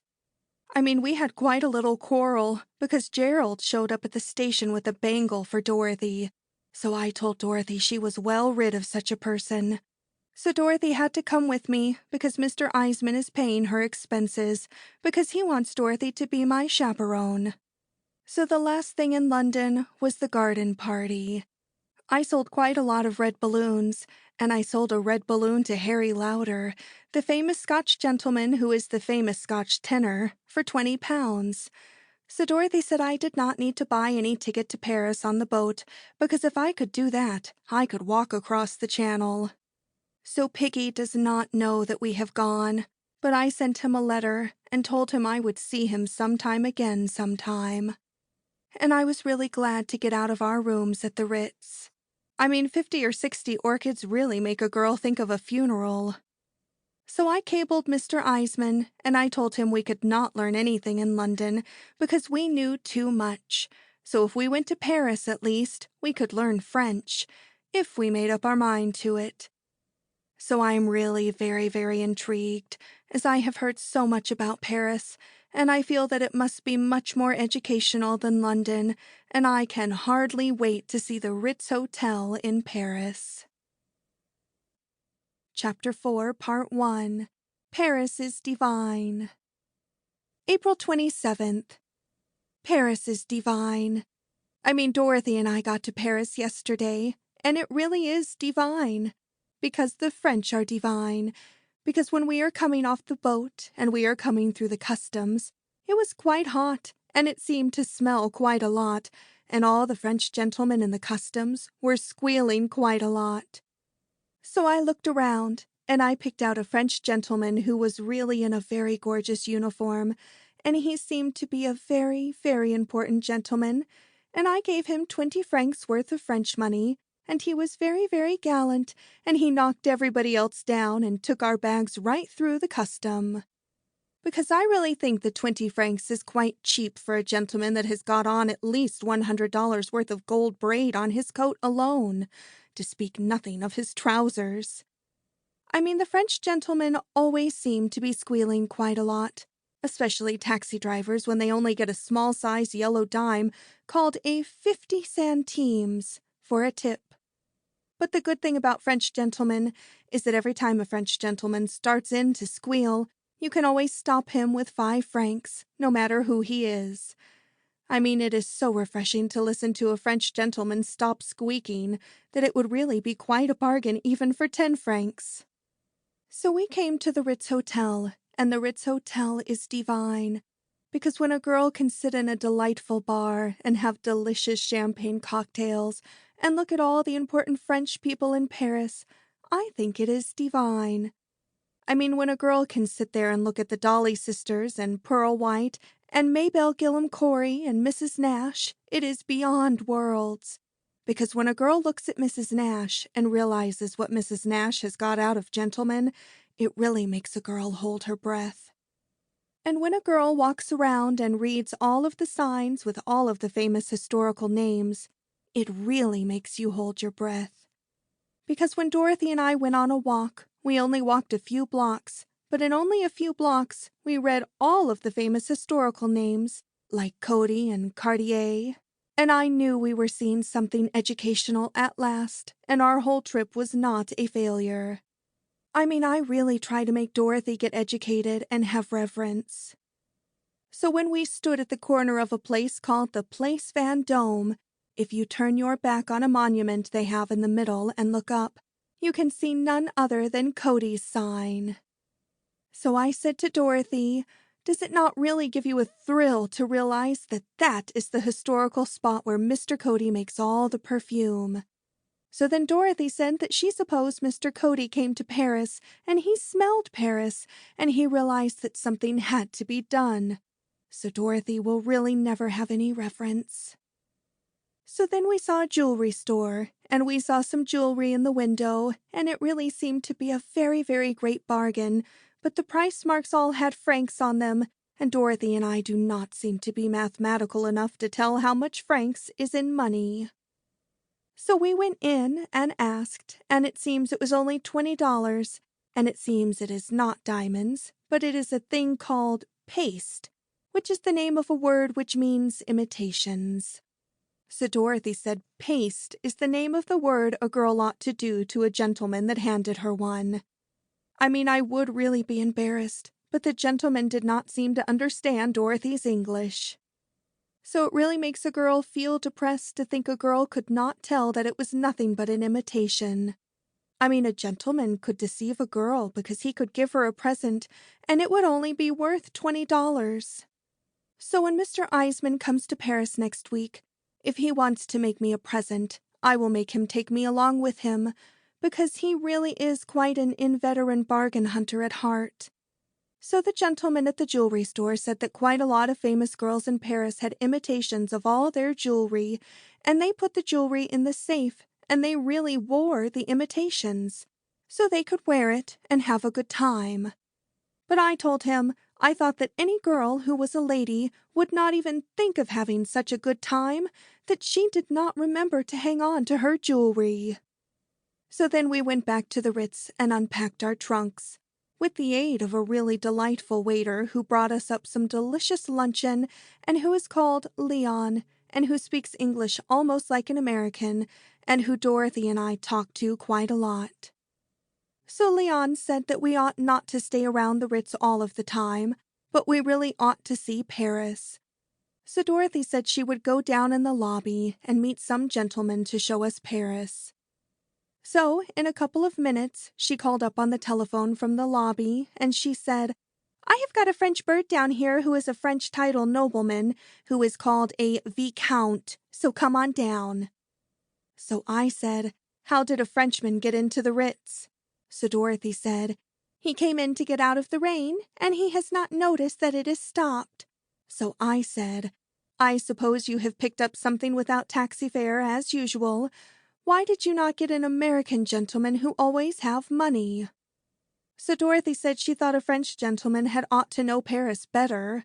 So I said, "He does not even know it is not raining." But I went down. So the Viscount was really delightful after all.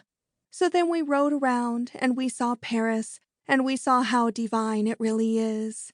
I mean, the Eiffel Tower is divine. And it is much more educational than the London Tower, because you cannot even see the London Tower if you happen to be 2 blocks away. But when a girl looks at the Eiffel Tower, she really knows she is looking at something, and it would even be very difficult not to notice the Eiffel Tower.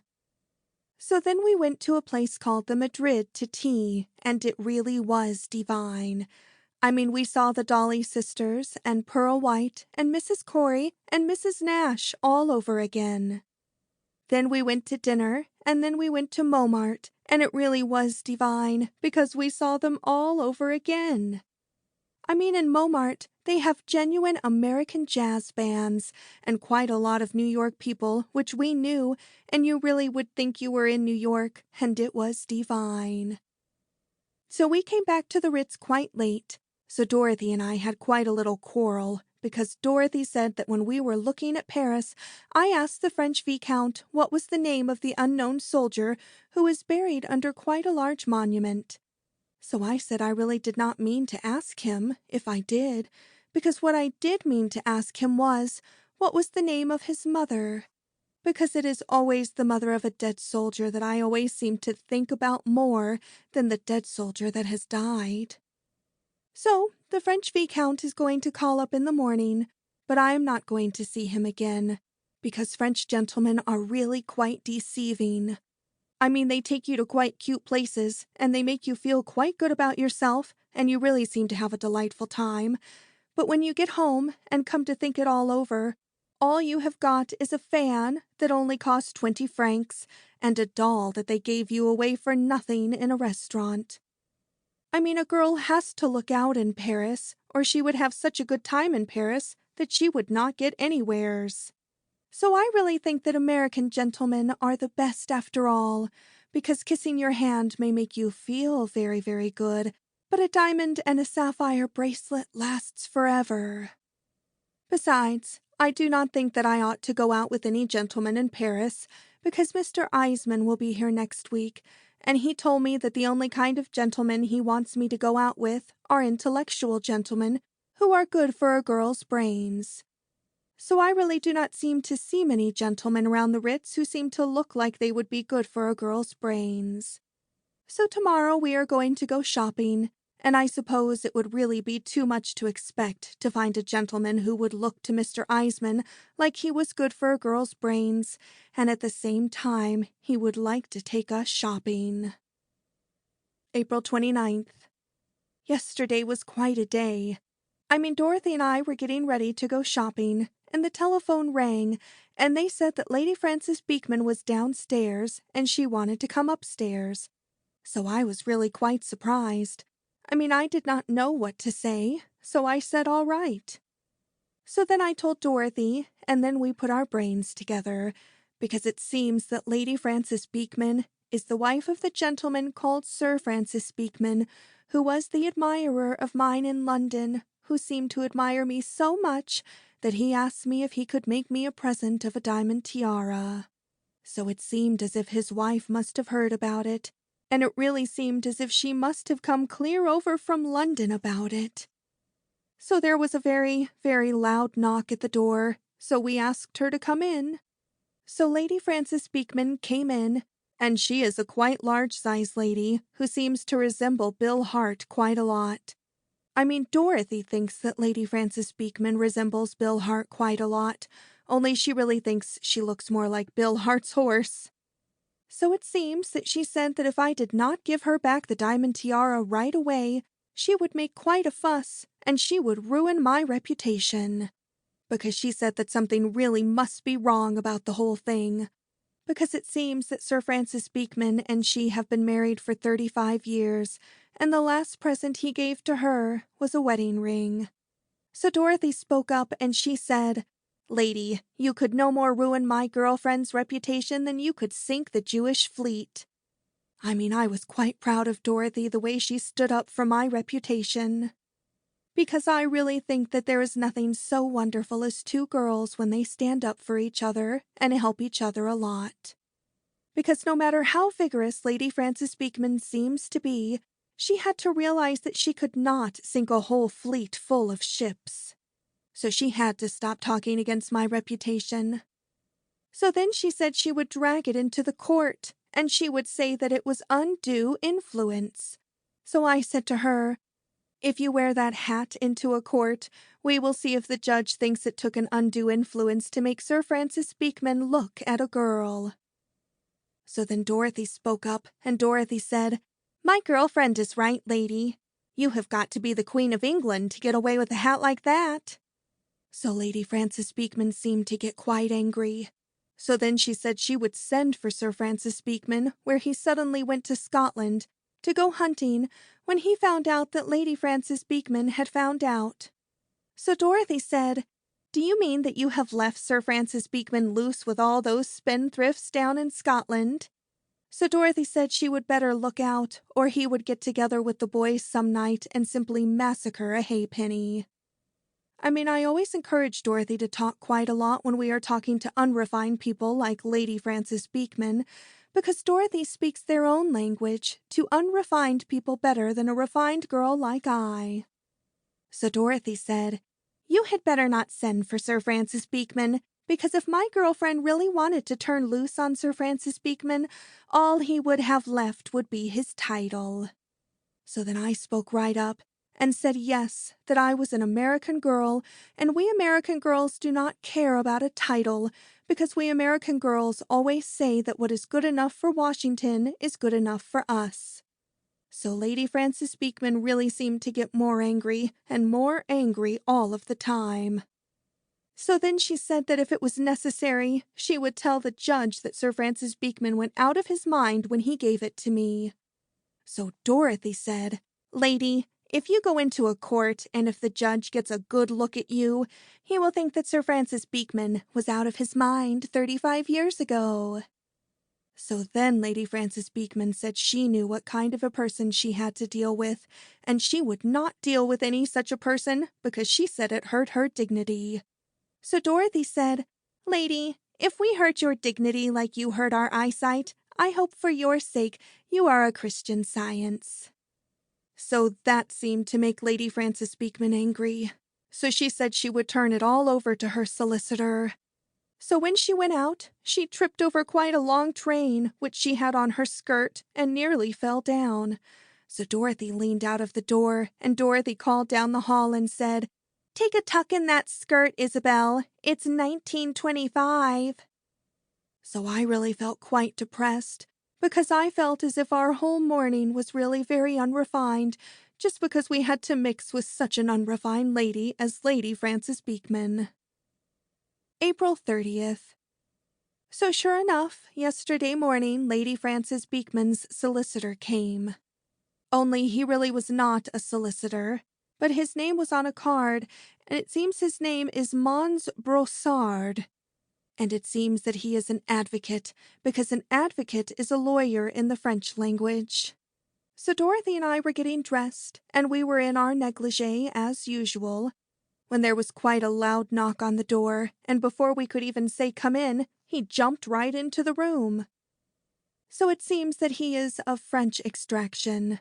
I mean, Lady Frances Beekman's solicitor can really squeal just like a taxi driver. I mean, he was squealing quite loud when he jumped into the room, and he kept right on squealing. So Dorothy and I rushed into the parlor, and Dorothy looked at him, and Dorothy said, "This town has got to stop playing jokes on us every morning," because our nerves could not stand it. So Mons Brossard handed us his card, and he squealed, and he really waved his arm in the air quite a lot. So Dorothy said he gives quite a good imitation of the Moulin Rouge, which is really a red windmill. Only Dorothy said he makes more noise, and he runs on his own wind. So we stood and watched him for quite a long time, but he seemed to get quite monotonous after quite a long while, because he was always talking in French, which really means nothing to us.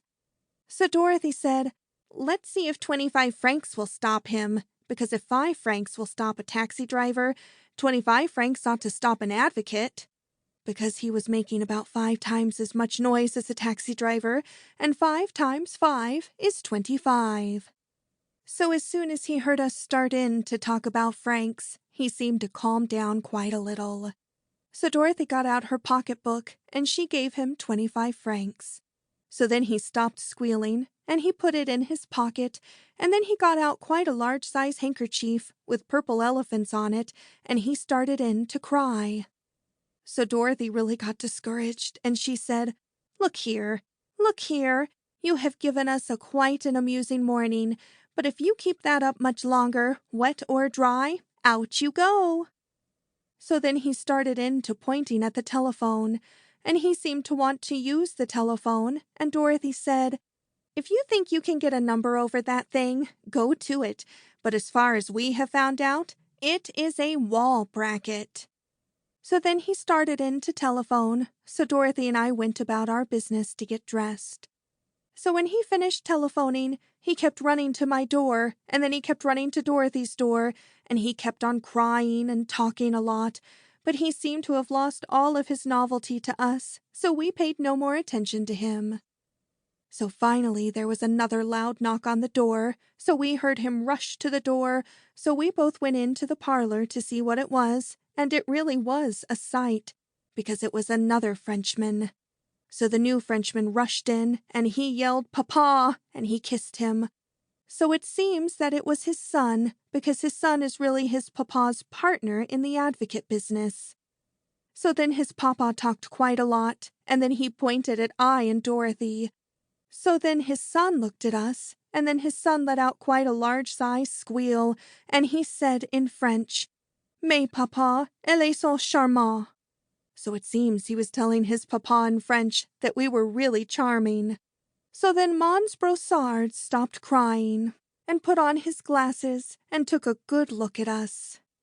So then his son put up the window shade, so his papa could get a better look at us. And when his papa had finished looking at us, he really became delighted. So he became all smiles, and he pinched our cheeks, and he kept saying charmante all of the time, because charmante means charming in the French language. So then his son broke out into English, and he really speaks English as good as an American. So then he told us his papa telephoned for him to come over, because we did not seem to understand what his papa was saying to us. So it seems that Mons Brossard had been talking to us in English all of the time, but we did not seem to understand his kind of English. So Dorothy said, "If what your papa was talking in was English, I could get a gold medal for my Greek." So then his son told his papa, and his papa laughed very, very loud, and he pinched Dorothy's cheek, and he was very delighted, even if the joke was on him. So then Dorothy and I asked his son what he was saying when he was talking to us in English, and his son said he was telling us all about his client, Lady Frances Beekman. So then we asked his son why his papa kept crying. So then his son said his papa kept crying because he was thinking about Lady Frances Beekman. So Dorothy said, "If he cries when he thinks about her, what does he do when he looks at her?" So then his son explained to his papa what Dorothy said. So then Mons Brossard laughed very, very loud. So then he kissed Dorothy's hand. So he said after that we would all really have to have a bottle of champagne. So he went to the telephone and ordered a bottle of champagne. So then his son said to his papa, "Why do we not ask the charming ladies to go out to Fontainebleau today?" So his papa said it would be charming. So then I said, "How are we going to tell you gentlemen apart? Because if it is the same in Paris as it is in America, you would both seem to be Monsieur Brossard." So then we got the idea to call them by their first name. So it seems that his son's name is Louis. So Dorothy spoke up and said, "I hear that they number all of you Louis over here in Paris." Because a girl is always hearing someone talk about Louis XVI, who seemed to be in the antique furniture business. I mean, I was surprised to hear Dorothy get so historical, so she may really be getting educated in spite of everything. But Dorothy told Louis he need not try to figure out his number, because she got it the minute she looked at him. So it seems his papa's name is Robert, which means Robert in French. So Dorothy started in to think about her 25 francs, and she said to Robert, "Your mother certainly knew her grammar when she called you that." So Dorothy said we might as well go out to Fontainebleau with Louis and Robert if Louis would take off his yellow spats that were made out of yellow chamois skin with pink pearl buttons. Because Dorothy said, "Fun is fun, but no girl wants to laugh all of the time." So Louis is really always anxious to please. So he took off his spats, but when he took off his spats, we saw his socks. And when we saw his socks, we saw that they were Scotch plaid with small-size rainbows running through them. So Dorothy looked at them a little while, and she really became quite discouraged, and she said, "Well, Louis, I think you had better put your spats back on." So then Leon, our friend who is the waiter, came in with the bottle of champagne. So while he was opening the bottle of champagne, Louis and Robert talked together in French quite a lot, and I really think I had ought to find out what they said in French, because it might be about the diamond tiara. Because French gentlemen are very, very gallant, but I really do not think a girl can trust one of them around a corner. So when I get a chance, I am going to ask Leon what they said. So then we went to Fontainebleau, and then we went to Montmartre, and we got home very late, and we really had quite a delightful day and night, even if we did not go out shopping and buy anything. But I really think we ought to do more shopping, because shopping really seems to be what Paris is principally for. Chapter 4, Part 2. May 1st. Well, this morning I sent for Leon, who is Dorothy and my waiter friend, and I asked him what Louis and Robert said in French. So it seems that they said in French that we seemed to attract them very, very much, because they really thought that we were very charming, and they had not met girls that were so charming in quite a long time. So it seems that they said they would ask us out a lot, and that they would charge up all the bills to Lady Frances Beekman, because they would watch for their chance, and they would steal the diamond tiara. So then they said that even if they could not steal it from us, we were really so charming that it would be delightful to go around with us, even if they could not steal from us. So no matter what happens, they really could not lose. Because it seems that Lady Frances Beekman would be glad to pay all the bills when they told her they had to take us out a lot so they could watch for their chance and steal it. Because Lady Frances Beekman is the kind of a wealthy lady that does not spend money on anything else, but she will always spend money on a lawsuit. And she really would not mind spending the money, because it seems that something either I or Dorothy said to Lady Frances Beekman seemed to make her angry. So then I decided it was time to do some thinking, and I really thought quite a lot. So I told Dorothy I thought I would put the real diamond tiara in the safe at the Ritz, and then I would buy an imitation of a diamond tiara at the jewelry store that has the imitations that are called paste. So then I would leave the imitation of the diamond tiara lying around so Louis and Robert could see how careless I seemed to be with it, so then they would get full of encouragement.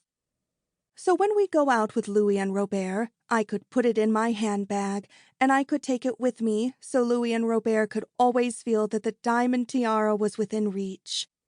So then Dorothy and I could get them to go shopping, and we could get them to spend quite a lot. And every time they seemed to get discouraged, I could open my handbag and let them get a glimpse of the imitation of a diamond tiara, and they would become more encouraged, and then they would spend some more money. Because I even might let them steal it at the last, because they were really charming gentlemen after all, and I really would like to help Louis and Robert. I mean, it would be quite amusing for them to steal it for Lady Frances Beekman, and she would have to pay them quite a lot. And then she would find out it was only made out of paste after all. Because Lady Frances Beekman has never seen the real diamond tiara, and the imitation of a diamond tiara would really deceive her. At least until Louis and Robert got all of their money for all of the hard work they did. I mean, the imitation of a diamond tiara would only cost about $65. And what is $65 if Dorothy and I could do some delightful shopping and get some delightful presents that would even seem more delightful when we stopped to realize that Lady Frances Beekman paid for them? And it would teach Lady Frances Beekman a lesson not to say what she said to two American girls like I and Dorothy, who were all alone in Paris and had no gentleman to protect them. So when I got through telling Dorothy what I thought up, Dorothy looked at me, and she really said she thought my brains were a miracle. I mean, she said my brains reminded her of a radio because you listen to it for days and days and you get discouraged. And just when you are getting ready to smash it, something comes out that is a masterpiece. So then Louis called us up, so Dorothy told him that we thought it would be delightful if he and Robert would take us out shopping tomorrow morning. So then Louis asked his papa, and his papa said they would. So then they asked us if we would like to go see a play called The Folies Bergère tonight. So he said that all of the French people who live in Paris are always delighted to have some Americans, so it will give them an excuse to go to the Folies Bergère. So we said we would go. So now Dorothy and I are going out shopping to buy the imitation of a diamond tiara, and we are going out window shopping to pick out where we would like Louis and Robert to take us shopping tomorrow. So I really think that everything always works out for the best, because after all, we really need some gentlemen to take us around until Mr. Eisman gets to Paris. And we could not go around with any really attractive gentlemen, because Mr. Eisman only wants me to go out with gentlemen that have brains. So I said to Dorothy that, even if Louis and Robert do not look so full of brains, we could tell Mr. Eisman that all we were learning from them was French. So even if I have not seemed to learn French yet, I have really almost learned to understand Robert's English, so when Robert talks in front of Mr. Eisman and I seem to understand what he is saying, Mr. Eisman will probably think I know French. May 2nd. So last night we went to the Folies Bergère, and it really was divine. I mean, it was very, very artistic because it had girls in it that were in the nude. So one of the girls was a friend of Louis, and he said that she was a very, very nice girl, and that she was only 18 years of age. So Dorothy said, "She is slipping it over on you, Louis, because how could a girl get such dirty knees and only 18 years? So Louis and Robert really laughed very, very loud. I mean, Dorothy was very unrefined at the Folies Bergère, but I always think that when girls are in the nude, it is very artistic, and if you have artistic thoughts, you think it is beautiful, and I really would not laugh in an artistic place like the Folies Bergère. So I wore the imitation of a diamond tiara to the Folies Bergère. I mean, it really would deceive an expert, and Louis and Robert could hardly take their eyes off of it. But they did not really annoy me because I had it tied on very, very tight. I mean, it would be fatal if they got the diamond tiara before Dorothy and I took them shopping a lot. So we are all ready to go shopping this morning, and Robert was here bright and early, and he is in the parlor with Dorothy, and we are waiting for Louis. So I left the diamond tiara on the table in the parlor so Robert could see how careless I really am with everything, but Dorothy is keeping her eye on Robert. So I just heard Louis come in because I heard him kissing Robert. I mean, Louis is always kissing Robert, and Dorothy told Louis that if he did not stop kissing Robert, people would think that he painted batiks.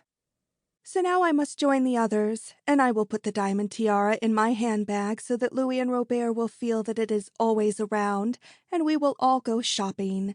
And I almost have to smile when I think of Lady Frances Beekman. May 3rd. Yesterday was really delightful. I mean, Louis and Robert bought Dorothy and I some delightful presents, but then they began to run out of all the francs they had with them, so they began to get discouraged. But just as soon as they began to get discouraged, I gave Robert my handbag to hold while I went to the fitting room to try on a blouse. So he was cheered up quite a lot, but of course Dorothy stayed with them and kept her eye on Robert, so he did not get a chance. But it really cheered him up quite a lot to even hold it. So after all their francs were gone, Robert said he would have to telephone to someone. So I suppose he telephoned to Lady Frances Beekman, and she must have said all right, because Robert left us at a place called the Café de la Paix because he had to go on an errand, and when he came back from his errand, he seemed to have quite a lot more francs. So then they took us to luncheon, so after that luncheon we could go out shopping some more. But I am really learning quite a lot of French in spite of everything. I mean, if you want delicious chicken and peas for luncheon, all you have to say is petit pay and pulley. I mean, French is really very easy. For instance, the French use the word chic for everything, while we only seem to use it for gentlemen when they seem to resemble Rudolph Valentino. So while we were shopping in the afternoon, I saw Louis get Dorothy off in a corner and whisper to her quite a lot. So then I saw Robert get her off in a corner and whisper to her quite a lot. So when we got back to the Ritz, Dorothy told me why they whispered to her. So it seems when Louis whispered to Dorothy, Louis told Dorothy that if she would steal the diamond tiara from me and give it to him and not let his papa know, he would give her 1,000 francs. Because it seems that Lady Frances Beekman has got her heart set on it, and she will pay quite a lot for it because she is quite angry, and when she gets really as angry as she is only a woman with one idea. So if Louis could get it, and his papa would not find it out, he could keep all the money for himself. So it seems that later on, when Robert was whispering to Dorothy, he was making her the same proposition for 2,000 francs, so that Louis would not find out, and Robert could keep all the money for himself. So I really think it would be delightful if Dorothy could make some money for herself, because it might make Dorothy get some ambitions. So tomorrow morning, Dorothy is going to take the diamond tiara, and she is going to tell Louis that she stole it, and she is going to sell it to Louis. But she will make him hand over the money first, and then, just as she is going to hand over the diamond tiara, I am going to walk in on them and say, "Oh, there is my diamond tiara. I have been looking for it everywhere. So then I will get it back." So then she will tell him that she might just as well keep the 1,000 francs, because she will steal it for him again in the afternoon. So in the afternoon, she is going to sell it to Robert, and I really think we will let Robert keep it, because I am quite fond of Robert. I mean, he is quite a sweet old gentleman, and it is really refreshing the way he and his son love one another. Because even if it is unusual for an American to see a French gentleman always kissing his father, I really think it is refreshing, and I think that we Americans would be better off if we American fathers and sons would love one another more like Louis and Robert. So Dorothy and I have quite a lot of delightful handbags and stockings and handkerchiefs and scarves and things, and some quite cute models of evening gowns that are all covered with imitations of diamonds. Only they do not call them paste when they are on a dress, but they call them diamantes, and I really think a girl looks quite cute when she is covered all over with diamantes. May 5th. So yesterday morning, Dorothy sold the imitation of a diamond tiara to Louis, so then we got it back. So in the afternoon, we all went out to Versailles. Louis and Robert were quite delighted not to go shopping anymore, so I suppose that Lady Frances Beekman really thinks that there is a limit to almost everything. So I took Louis for a walk at Versailles so that Dorothy would have a chance to sell it to Robert. So then she sold it to Robert. So then he put it in his pocket. But when we were coming home, I got to thinking things over, and I really got to thinking that an imitation of a diamond tiara was quite a good thing to have after all. Especially if a girl does go around a lot in Paris with admirers who are of the French extraction. And after all, I really do not think a girl ought to encourage Robert to steal something from two American girls who are all alone in Paris and have no gentleman to protect them. So I asked Dorothy which pocket Robert put it in, so I sat next to him in the automobile coming home, and I took it out. So we were in quite a quaint restaurant for dinner when Robert put his hand in his pocket, and then he started to squeal once more. So it seems he had lost something, so he and Louis had one of their regular squealing and shoulder-shrugging matches. But Louis told his papa that he did not steal it out of his papa's pocket. But then Robert started to cry to think that his son would steal something out of his own papa's pocket. So after Dorothy and I had had about all we could stand, I told them all about it. I really felt sorry for Robert, so I told him not to cry anymore because it was nothing but paste after all. So then I showed it to them. So then Louis and Robert looked at Dorothy and I, and they really held their breath. So I suppose that most of the girls in Paris do not have such brains as we American girls. So after it was all over, Louis and Robert seemed to be so depressed that I really felt sorry for them. So I got an idea. So I told them that we would all go out tomorrow to the imitation of a jewelry store, and they could buy another imitation of a diamond tiara to give to Lady Frances Beekman, and they could get the man in the jewelry store to put on the bill that it was a handbag, and they could charge the bill to Lady Frances Beekman along with the other expenses. Because Lady Frances Beekman had never seen the real diamond tiara anyway. So Dorothy spoke up, and Dorothy said that as far as Lady Frances Beekman would know about diamonds, you could nick off a piece of ice and give it to her, only it would melt. So then Robert looked at me, and he reached over and kissed me on the forehead in a way that was really full of reverence. So then we had quite a delightful evening. Because we all seemed to understand one another. Because after all, Dorothy and I could really have a platonic friendship with gentlemen like Louis and Robert. There seems to be something common between us, especially when we all get to thinking about Lady Frances Beekman. So they are going to charge Lady Frances Beekman quite a lot of money when they give her the imitation of a diamond tiara, and I told Robert, if she seems to complain, to ask her if she knew that Sir Francis Beekman sent me £10 worth of orchids every day while we were in London. So that would make her so angry that she would be glad to pay almost anything to get the diamond tiara. So when Lady Frances Beekman pays them all the money, Louis and Robert are going to give us a dinner in our honor at Syros. So when Mr. Eisman gets here on Saturday, Dorothy and I are going to make Mr. Eisman give Louis and Robert a dinner in their honor at Syros, because of all the way they helped us when we were two American girls all alone in Paris and could not even speak the French language.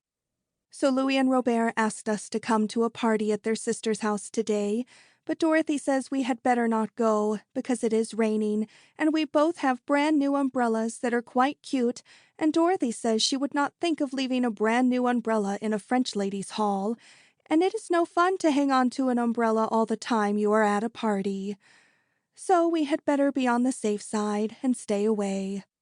So we called up Louis and told him we had a headache, but we thanked him for all his hospitality, because it is the way all the French people like Louis and Robert are so hospitable to we Americans that really makes Paris so divine. Chapter 5, Part 1. The Central of Europe. May 16th. I really have not written in my diary for quite a long time, because Mr. Eisman arrived in Paris, and when Mr. Eisman is in Paris, we really do not seem to do practically anything else but the same thing. I mean, we go shopping, and we go to a show, and we go to Momart, and when a girl is always going with Mr. Eisman, nothing practically happens. And I did not even bother to learn any more French, because I always seem to think it is better to leave French to those that cannot do anything else but talk French. So finally, Mr. Eisman seemed to lose quite a lot of interest in all of my shopping, so he heard about a button factory that was for sale quite cheaply in Vienna, and as Mr. Eisman is in the button profession, he thought it would be quite a good thing to have a button factory in Vienna. So he went to Vienna, and he said he did not care if he did not ever see the Rue de la Paix again. So he said if he thought Vienna would be good for a girl's brains, he would send for Dorothy and I, and we could meet him at Vienna and learn something. Because Mr. Eisman really wants me to get educated more than anything else, especially shopping. So now we have a telegram, and Mr. Eisman says in the telegram for Dorothy and I to take an Oriental Express because we really ought to see the Central of Europe, because we American girls have quite a lot to learn in the Central of Europe. So Dorothy says if Mr. Eisman wants us to see the Central of Europe, she bets there is not a Rue de la Paix in the whole Central of Europe. So Dorothy and I are going to take an Oriental Express tomorrow, and I really think it is quite unusual for two American girls like I and Dorothy to take an Oriental Express all alone, because it seems that in the Central of Europe they talk some other kinds of languages which we do not understand besides French. But I always think that there is nearly always some gentleman who will protect two American girls like I and Dorothy, who are all alone and who are traveling in the Central of Europe to get educated. May 17th. So now we are on an Oriental Express, and everything seems to be quite unusual. I mean, Dorothy and I got up this morning, and we looked out of the window of our compartment, and it was really quite unusual.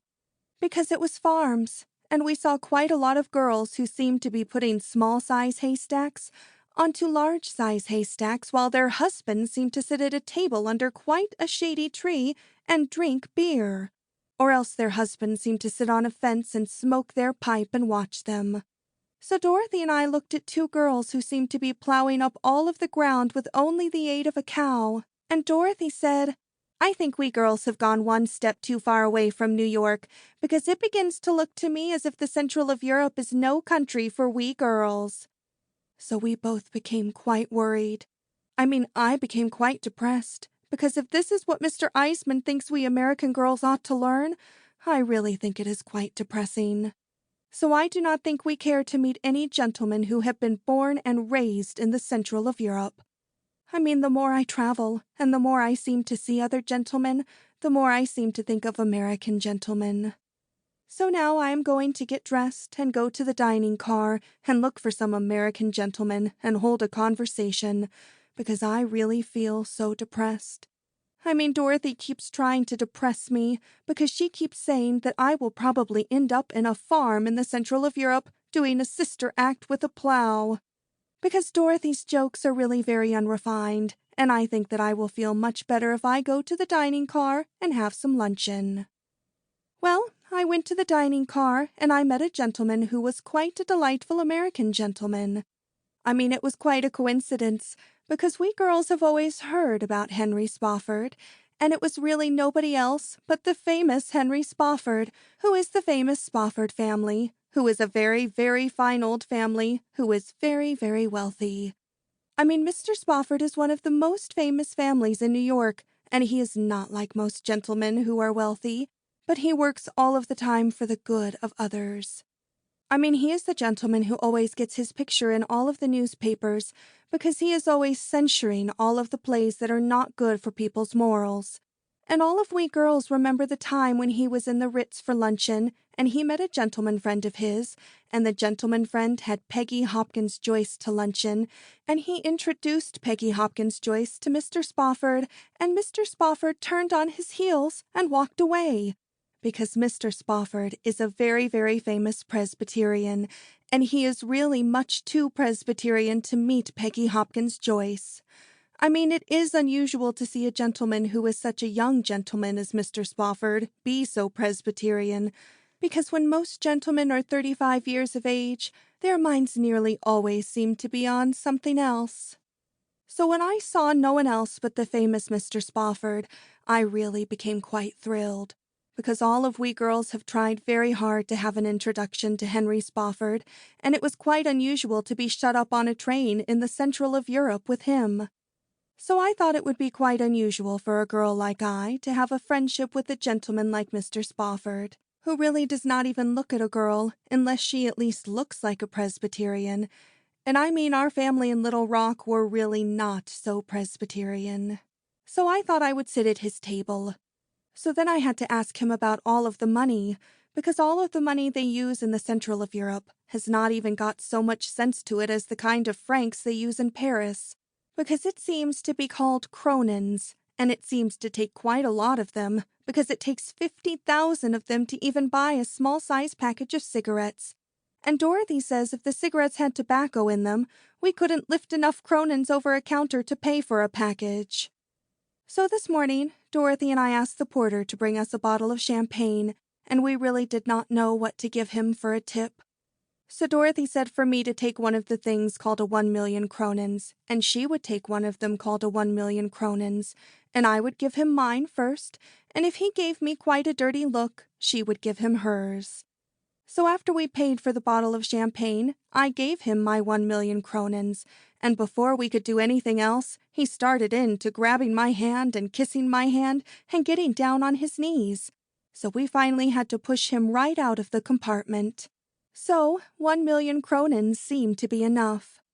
So I told Mr. Spofford how we did not know what to give the porter when he brought us our bottle of mineral water. So then I asked him to tell me all about all of the money, because I told him I always seemed to think that a penny earned was a penny saved. So it really was quite unusual, because Mr. Spofford said that that was his favorite motto. So then we got to talking quite a lot, and I told him that I was traveling to get educated, and I told him I had a girl with me who I was trying to reform, because I thought if she would put her mind more on getting educated, she would get more reformed. Because after all, Mr. Spofford will have to meet Dorothy sooner or later, and he might wonder what a refined girl like I was doing with a girl like Dorothy. So Mr. Spofford really became quite intrigued, because Mr. Spofford loves to reform people, and he loves to censure everything, and he really came over to Europe to look at all the things that Americans come over to Europe to look at, when they really should not look at them, but they should look at all of the museums instead. Because if that is all we Americans come to Europe to look at, we should stay home and look at America first. So Mr. Spofford spends all of his time looking at things that spoil people's morals. So Mr. Spofford really must have very, very strong morals, or else all the things that spoil other people's morals would spoil his morals. But they do not seem to spoil Mr. Spofford's morals, and I really think it is wonderful to have such strong morals. So I told Mr. Spofford that I thought that civilization is not what it ought to be, and we really ought to have something else to take its place. So Mr. Spofford said that he would come to call on Dorothy and I in our compartment this afternoon, and we would talk it all over, if his mother does not seem to need him in her compartment, because Mr. Spofford's mother always travels with Mr. Spofford, and he never does anything unless he tells his mother all about it and asks his mother if he ought to. So he told me that that is the reason he has never got married, because his mother does not think that all of the flappers we seem to have nowadays are what a young man ought to marry when a young man is full of so many morals as Mr. Spofford seems to be full of. So I told Mr. Spofford that I really felt just like his mother feels about all of the flappers, because I am an old-fashioned girl. So then I got to worrying about Dorothy quite a lot, because Dorothy is really not so old-fashioned, and she might say something in front of Mr. Spofford that might make Mr. Spofford wonder what such an old-fashioned girl as I was doing with such a girl as Dorothy. So I told him how I was having quite a hard time reforming Dorothy, and I would like to have him meet Dorothy, so he could tell me if he really thinks I am wasting quite a lot of time trying to reform a girl like Dorothy. So then he had to go to his mother. So I really hope that Dorothy will act more reformed than she usually acts in front of Mr. Spofford. Well, Mr. Spofford just left our compartment, so he really came to pay a call on us after all. So Mr. Spofford told us all about his mother, and I was really very, very intrigued, because if Mr. Spofford and I become friendly, he is the kind of gentleman that always wants a girl to meet his mother. I mean, if a girl gets to know what kind of a mother a gentleman's mother is like, she really knows more what kind of a conversation to use on a gentleman's mother when she meets her. Because a girl like I is really always on the verge of meeting gentlemen's mothers. But such an unrefined girl as Dorothy is really not the kind of girl that ever meets gentlemen's mothers. So Mr. Spofford says his mother has to have him take care of her quite a lot, because Mr. Spofford's mother's brains have never really been so strong. Because it seems his mother came from such a very fine old family that even when she was quite a small-sized child, she had to be sent to a school that was a special school for people of very fine old families who had to have things very easy on their brain. So she still has to have things very easy on her brain, so she has a girl who is called her companion, who goes with her everywhere, who is called Miss Chapman. Because Mr. Spofford says that there is always something new going on in the world which they did not get a chance to tell her about at the school. So now Miss Chapman keeps telling her instead.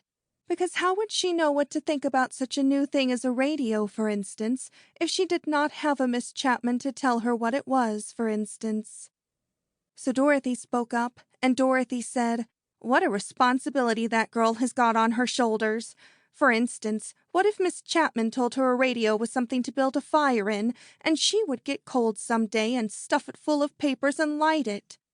But Mr. Spofford told Dorothy that Miss Chapman would never make such a mistake, because he said that Miss Chapman came from a very, very fine old family herself, and she had a very fine brain. So Dorothy said, "If she really has got such a fine brain, I bet her fine old family once had an iceman who could not be trusted." So Mr. Spofford and I did not pay any more attention to Dorothy, because Dorothy really does not know how to hold a conversation.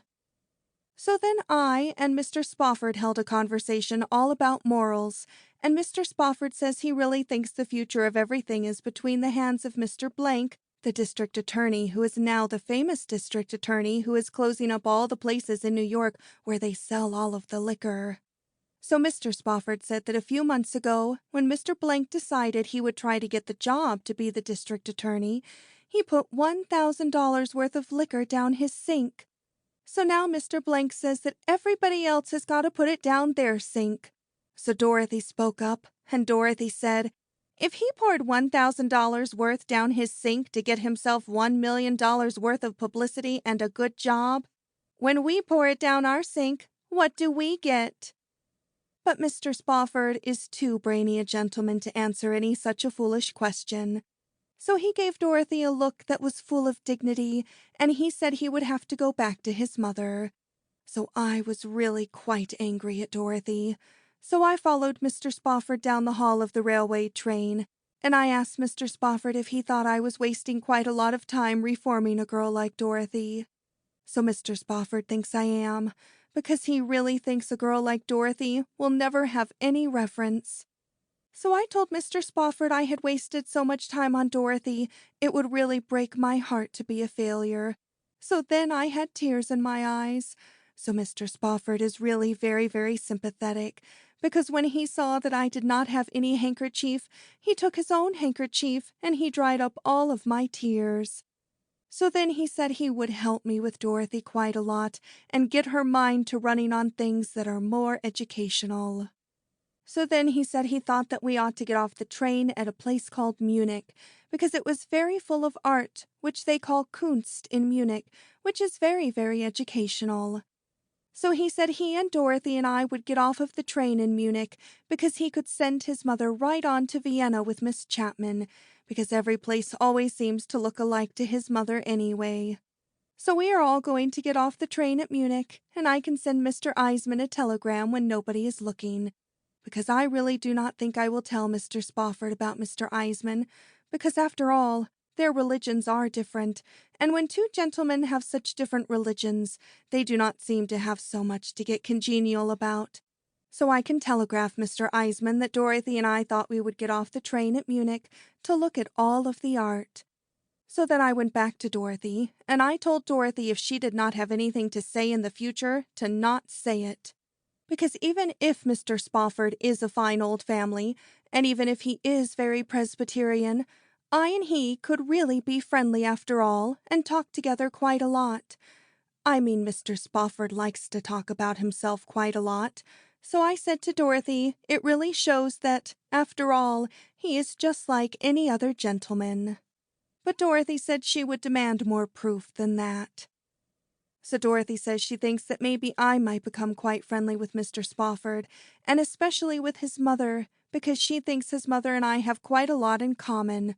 But she says if I ever bump into Miss Chapman, she thinks I will come to a croaker, because Dorothy saw Miss Chapman when she was at a luncheon, and Dorothy says Miss Chapman is the kind of a girl that wears a collar and a tie even when she is not on horseback. And Dorothy said it was the look that Miss Chapman gave her at luncheon that really gave her the idea about the Iceman. So Dorothy says she thinks Miss Chapman has got 3/3 of the brains of that trio of Jeegans, because Jeegans is the slang word that Dorothy has thought up to use on people who are society people. Because Dorothy says she thinks any gentleman with Mr. Spofford's brains ought to spend his time putting nickels into an electric piano, but I did not even bother to talk back at such a girl as Dorothy. So now we must get ready to get off the train when the train gets to Munich, so that we can look at all of the Kunst in Munich. May 19th. Well, yesterday Mr. Spofford and I and Dorothy got off the train at Munich to see all the Kunst in Munich. But you only call it Munich when you are on the train, because as soon as you get off of the train, they seem to call it München.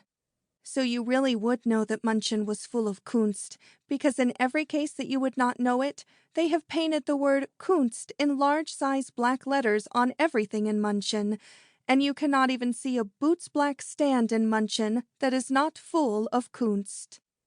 So Mr. Spofford said that we really ought to go to the theater in München, because even the theater in München was full of Kunst. So we looked at all of the bills of all of the theaters, with the aid of quite an intellectual hotel clerk who seemed to be able to read it and tell us what it said, because it really meant nothing to us. So it seems they were playing Kiki in München, so I said, let us go and see Kiki, because we have seen Lenore Ulrich in New York, and we would really know what it was all about, even if they do not seem to talk the English language. So then we went to the Kunst Theater. So it seems that München is practically full of Germans, and the lobby of the Kunst Theater was really full of Germans who stand in the lobby and drink beer and eat quite a lot of Bermudian onions and garlic sausage and hard-boiled eggs and beer before all of the acts. So I really had to ask Mr. Spofford if he thought we had come to the right theater, because the lobby seemed to smell such a lot.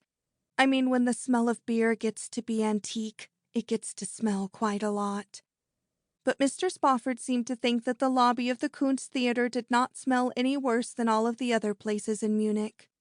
So then Dorothy spoke up, and Dorothy said, you can say what you want about the Germans being full of Kunst, but what they are really full of is delicatessen.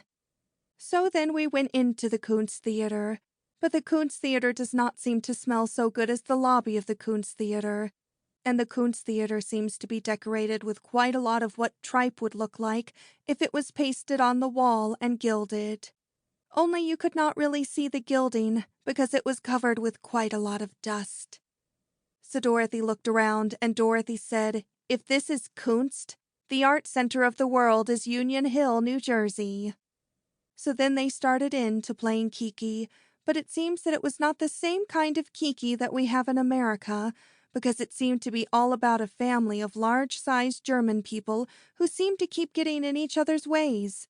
I mean, when a stage is completely full of 2 or 3 German people who are quite large size, they really cannot help it if they seem to get in each other's ways. So then Dorothy got to talking with a young gentleman who seemed to be a German gentleman who sat back of her, who she thought was applauding. But what he was really doing was cracking a hard-boiled egg on the back of her chair. So he talked English with quite an accent that seemed to be quite a German accent, so Dorothy asked him if Kiki had come out on the stage yet. So he said no, but she was really a beautiful German actress who came clear from Berlin, and he said we should really wait until she came out, even if we did not seem to understand it. So finally, she came out.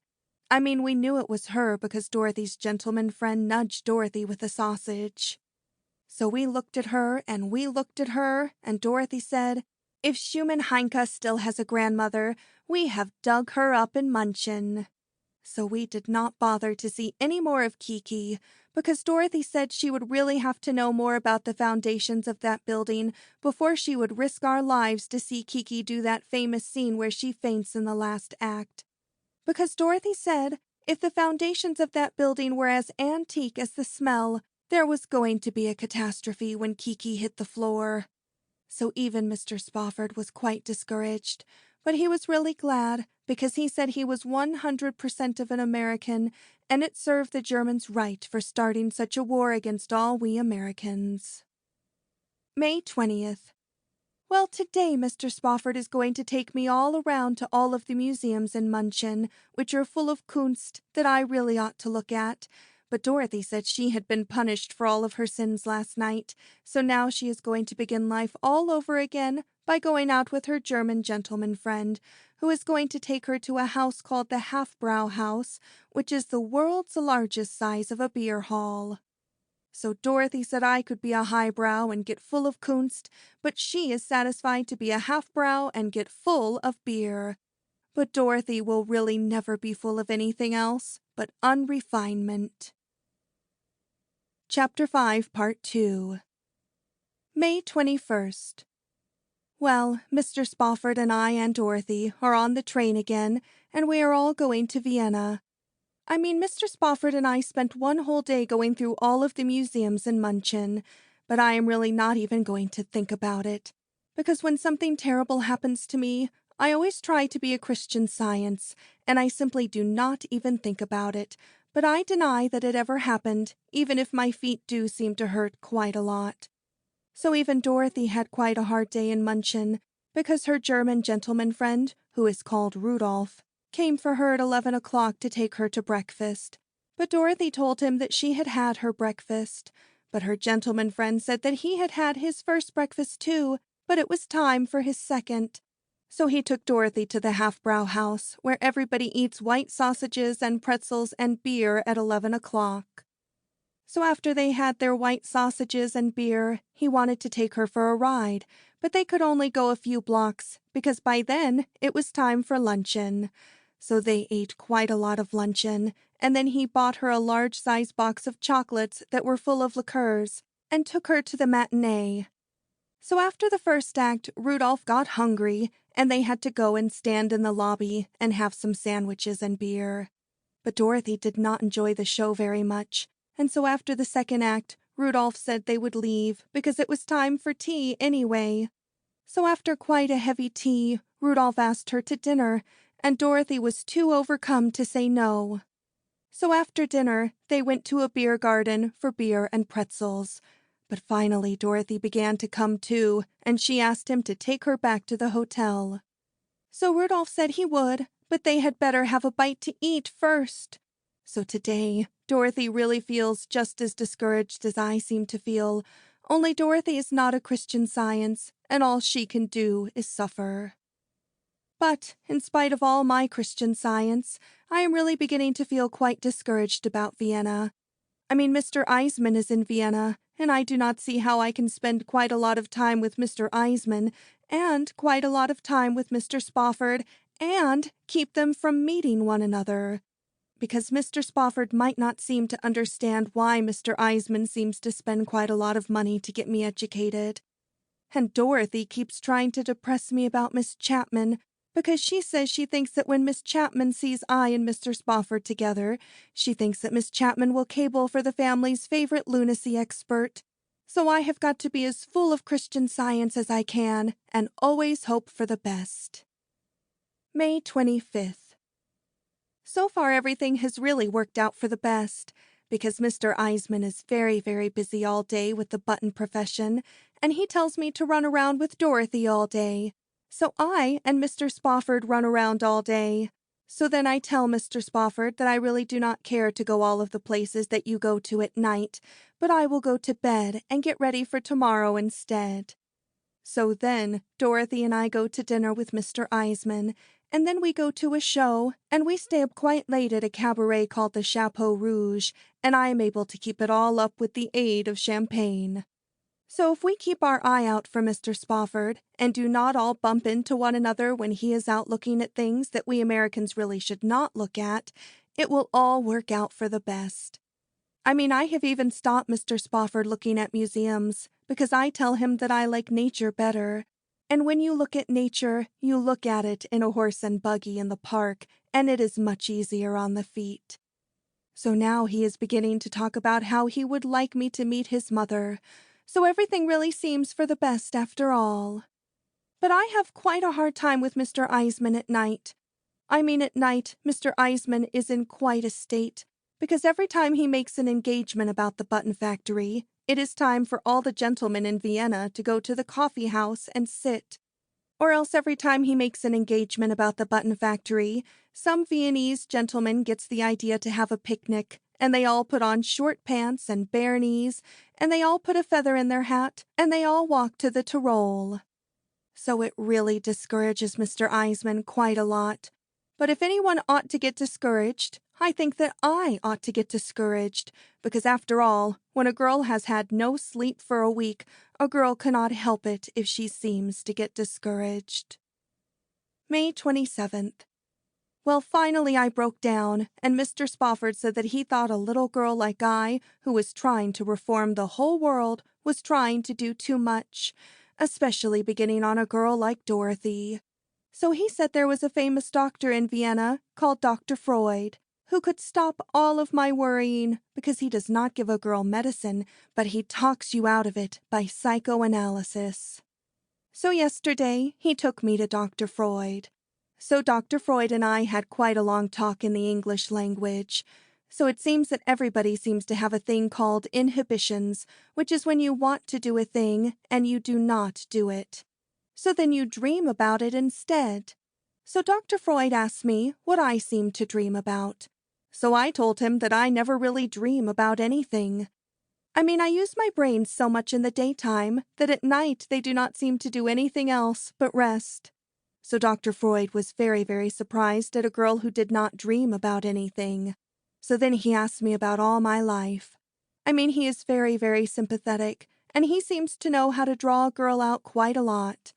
I mean, I told him things that I really would not even put in my diary.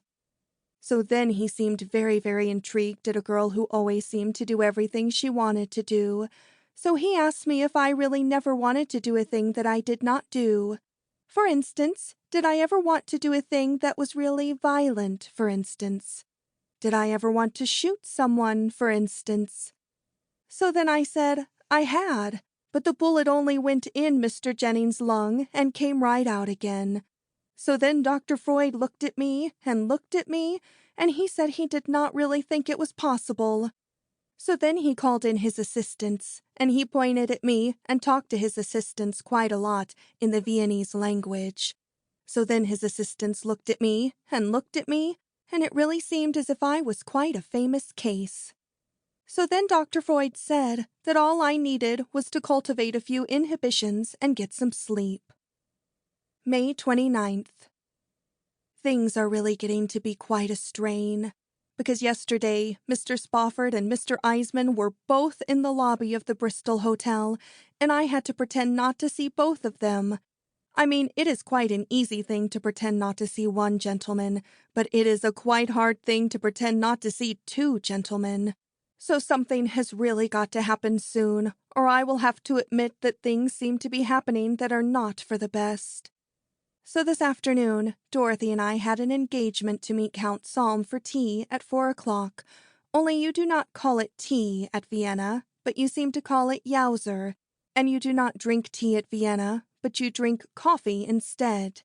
I mean, it is quite unusual to see all of the gentlemen at Vienna stop work to go to Yowzer about 1 hour after they have all finished their luncheon. But time really does not seem to mean so much to Viennese gentlemen, except time to get to the coffee house, which they all seem to know by instincts.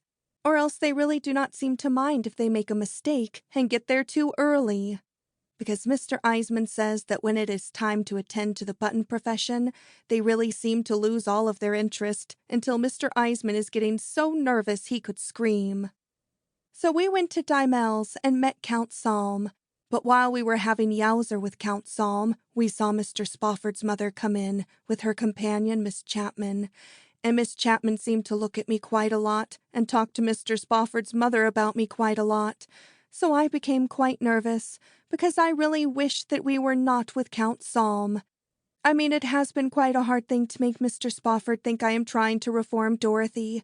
But if I had to try to make him think that I was trying to reform Count Salm, he might begin to think that there is a limit to almost everything.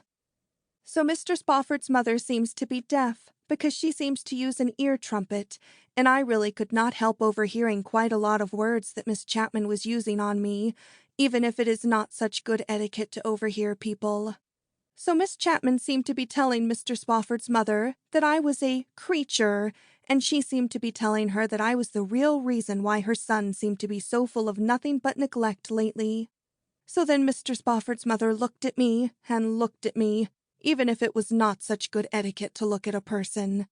And Miss Chapman kept right on talking to Mr. Spofford's mother, and I heard her mention Willie Gwynn, and I think that Miss Chapman has been making some inquiries about me, and I really think that she has heard about the time when all of the family of Willie Gwynn had quite a long talk with me and persuaded me not to marry Willie Gwynn for $10,000.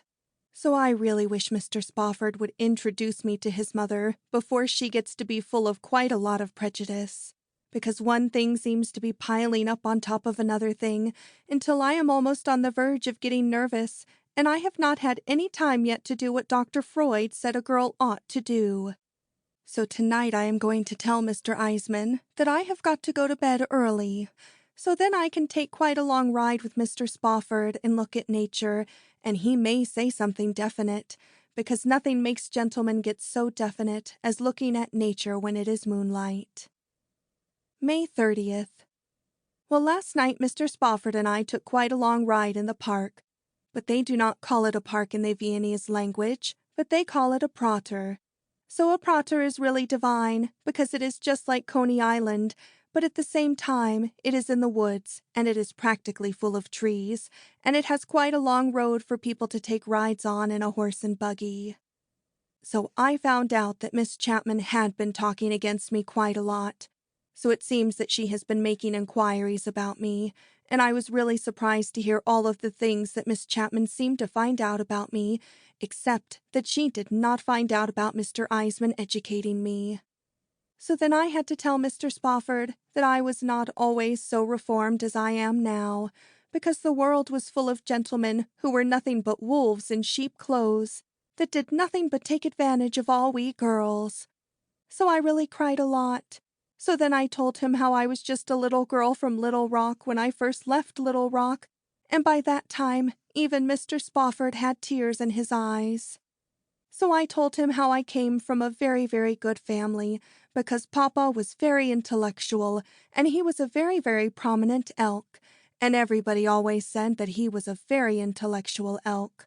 So I told Mr. Spofford that when I left Little Rock, I thought all of the gentlemen did not want to do anything but protect we girls, and by the time I found out that they did not want to protect us so much, it was too late. So then he cried quite a lot. So then I told him how I finally got reformed by reading all about him in the newspapers, and when I saw him in the Oriental Express, it really seemed to be nothing but the result of fate. So I told Mr. Spofford that I thought a girl was really more reformed if she knew what it was to be unreformed than if she was born reformed and never really knew that was the matter with her. So then Mr. Spofford reached over and he kissed me on the forehead in a way that was full of reverence, and he said I seemed to remind him quite a lot of a girl who got quite a write-up in the Bible who was called Magdalene. So then he said that he used to be a member of the choir himself, so who was he to cast the first rock at a girl like I? So we rode around in the prater until it was quite late, and it really was divine, because it was moonlight, and we talked quite a lot about morals, and all the bands in the Prater were all playing in the distance Mama Love Papa, because Mama Love Papa has just reached Vienna, and they all seem to be crazy about Mama Love Papa, even if it is not so new in America. So then he took me home to the hotel. So everything always works out for the best, because this morning Mr. Spofford called up and told me he wanted me to meet his mother. So I told him I would like to have luncheon alone with his mother, because we could have quite a little tete-a-tete if there was only two of us. So I told him to bring his mother to our room for luncheon, because I thought that Miss Chapman could not walk into our room and spoil everything. So he brought his mother down to our sitting room, and I put on quite a simple little organdy gown that I had ripped all of the trimming off of, and I had a pair of black lace mitts that Dorothy used to wear in the Follies, and I had a pair of shoes that did not have any heels on them. So when he introduced us to each other, I dropped her a curtsy, because I always think it is quite quaint when a girl drops quite a lot of curtsies. So then he left us alone, and we had quite a little talk, and I told her that I did not seem to like all of the flappers that we seem to have nowadays, because I was brought up to be more old-fashioned. So then Mr. Spofford's mother told me that Miss Chapman said that she had heard that I was not so old-fashioned, but I told her that I was so old-fashioned that I was always full of respect for all of my elders, and I would not dare to tell them everything they ought to do, like Miss Chapman seems to tell her everything she ought to do, for instance. So then I ordered luncheon, and I thought some champagne would make her feel quite good for luncheon, so I asked her if she liked champagne. So she really likes champagne very, very much, but Miss Chapman thinks it is not so nice for a person to drink liquor. But I told her that I was a Christian Science, and all of we Christian Science seem to believe that there cannot really be any harm in anything, so how can there be any harm in a small-size bottle of champagne? So she never seemed to look at it in that kind of a light before, because she said that Miss Chapman believed in Christian Science also, but what Miss Chapman believed about things that were good for you to drink seemed to apply more towards water. So then we had luncheon, and she began to feel very, very good. So I thought that we had better have another bottle of champagne, because I told her that I was such an ardent Christian Science that I did not believe there could be any harm in 2 bottles of champagne. So we had another bottle of champagne, and she became very intrigued about Christian Science, because she said that she really thought it was a better religion than Presbyterians. So she said Miss Chapman used to try to get her to use it on things, but Miss Chapman never seemed to have such a large-size grasp of the Christian Science religion as I seemed to have. So then I told her that I thought Miss Chapman was jealous of her good looks. So then she said that that was true, because Miss Chapman would always make her wear hats that were made out of black horse's hair, because horse's hair does not weigh so much on a person's brain. So I told her I was going to give her one of my hats that has got quite large-size roses on it. So then I got it out, but we could not get it on her head because hats are quite small on account of hair being bobbed. So I thought I would get the scissors and bob her head, but then I thought I had done enough to her for one day. So Henry's mother said I was really the most sunshine that she had ever had in all her life, and when Henry came back to take his mother up to her room, she did not want to go. But after he got her away, he called me up on the telephone, and he was quite excited, and he said he wanted to ask me something that was very, very important. So I said I would see him tonight. But now I have got to see Mr. Eisman, because I have an idea about doing something that is really, really important that has got to be done at once. May 31st. Well, I and Dorothy and Mr. Eisman are on a train going to a place called Budapest. So I did not see Henry again before I left, but I left him a letter, because I thought it would be a quite good thing if what he wanted to ask me he would have to write down, instead of asking me, and he could not write it to me if I was in the same city that he is in. So I told him in my letter that I had to leave in 5 minutes' time because I found out that Dorothy was just on the verge of getting very unreformed, and if I did not get her away, all I had done for her would really go for nothing. So I told him to write down what he had to say to me and mail it to me at the Ritz Hotel in Budapest, because I always seem to believe in the old adage, say it in writing. So it was really very easy to get Mr. Eisman to leave Vienna, because yesterday he went out to see the button factory, but it seems that all of the people at the button factory were not at work, but they were giving a birthday party to some saint. So it seems that every time some saint has a birthday, they all stop work so they can give it a birthday party. So Mr. Eisman looked at their calendar and found out that some saint or other was born practically every week in the year. So he has decided that America is good enough for him. So Henry will not be able to follow me to Budapest because his mother is having treatments by Dr. Freud, and she seems to be a much more difficult case than I seem to be. I mean, it is quite hard for Dr. Freud because she cannot seem to remember which is a dream and which really happened to her. So she tells him everything, and he has to use his judgment. I mean, when she tells him that a very, very handsome young gentleman tried to flirt with her on Fifth Avenue, he uses his judgment. So we will soon be at a Ritz Hotel again, and I must say it will be delightful to find a Ritz Hotel right in the central of Europe. June 1st. Well, yesterday Henry's letter came, and it says in black and white that he and his mother have never met such a girl as I, and he wants me to marry him. So I took Henry's letter to the photographers, and I had quite a lot of photographs taken of it, because a girl might lose Henry's letter, and she would not have anything left to remember him by. But Dorothy says to hang on to Henry's letter, because she really does not think the photographs do it justice. So this afternoon I got a telegram from Henry, and the telegram says that Henry's father is very, very ill in New York, and they have got to leave for New York immediately, and his heart is broken not to see me again, and to send him my answer by telegraph, so that his mind will be rested while he is going back to New York. So I sent him a telegram, and I accepted his proposal. So tonight I got another telegram, and Henry says that he and his mother are very, very happy, and Henry's mother can hardly bear Miss Chapman anymore, and Henry says he hopes I will decide to come right back to New York and keep his mother quite a lot of company, because he thinks I can reform Dorothy more in New York anyway, where there is prohibition and nobody can get anything to drink. So now I have got to make up my mind whether I really want to marry Henry after all, because I know too much to get married to any gentleman like Henry without thinking it all over. Because Henry is the kind of a gentleman who gets on a girl's nerves quite a lot, and when a gentleman has nothing else to do but get on a girl's nerves, there really seems to be a limit to almost everything. Because when a gentleman has a business, he has an office, and he has to be there. But when a gentleman's business is only looking into other people's business, a gentleman is always on the verge of coming in and out of the house. And a girl could not really say that her own time was her own. And when Henry was not in and out of the house, his mother would always be in and out of the house, because she seems to think that I am so full of nothing but sunshine. So it is quite a problem, and I seem to be quite in a quandary, because it might really be better if Henry should happen to decide that he should not get married, and he should change his mind and desert a girl, and then it would only be right if a girl should sue him for a breach of promise.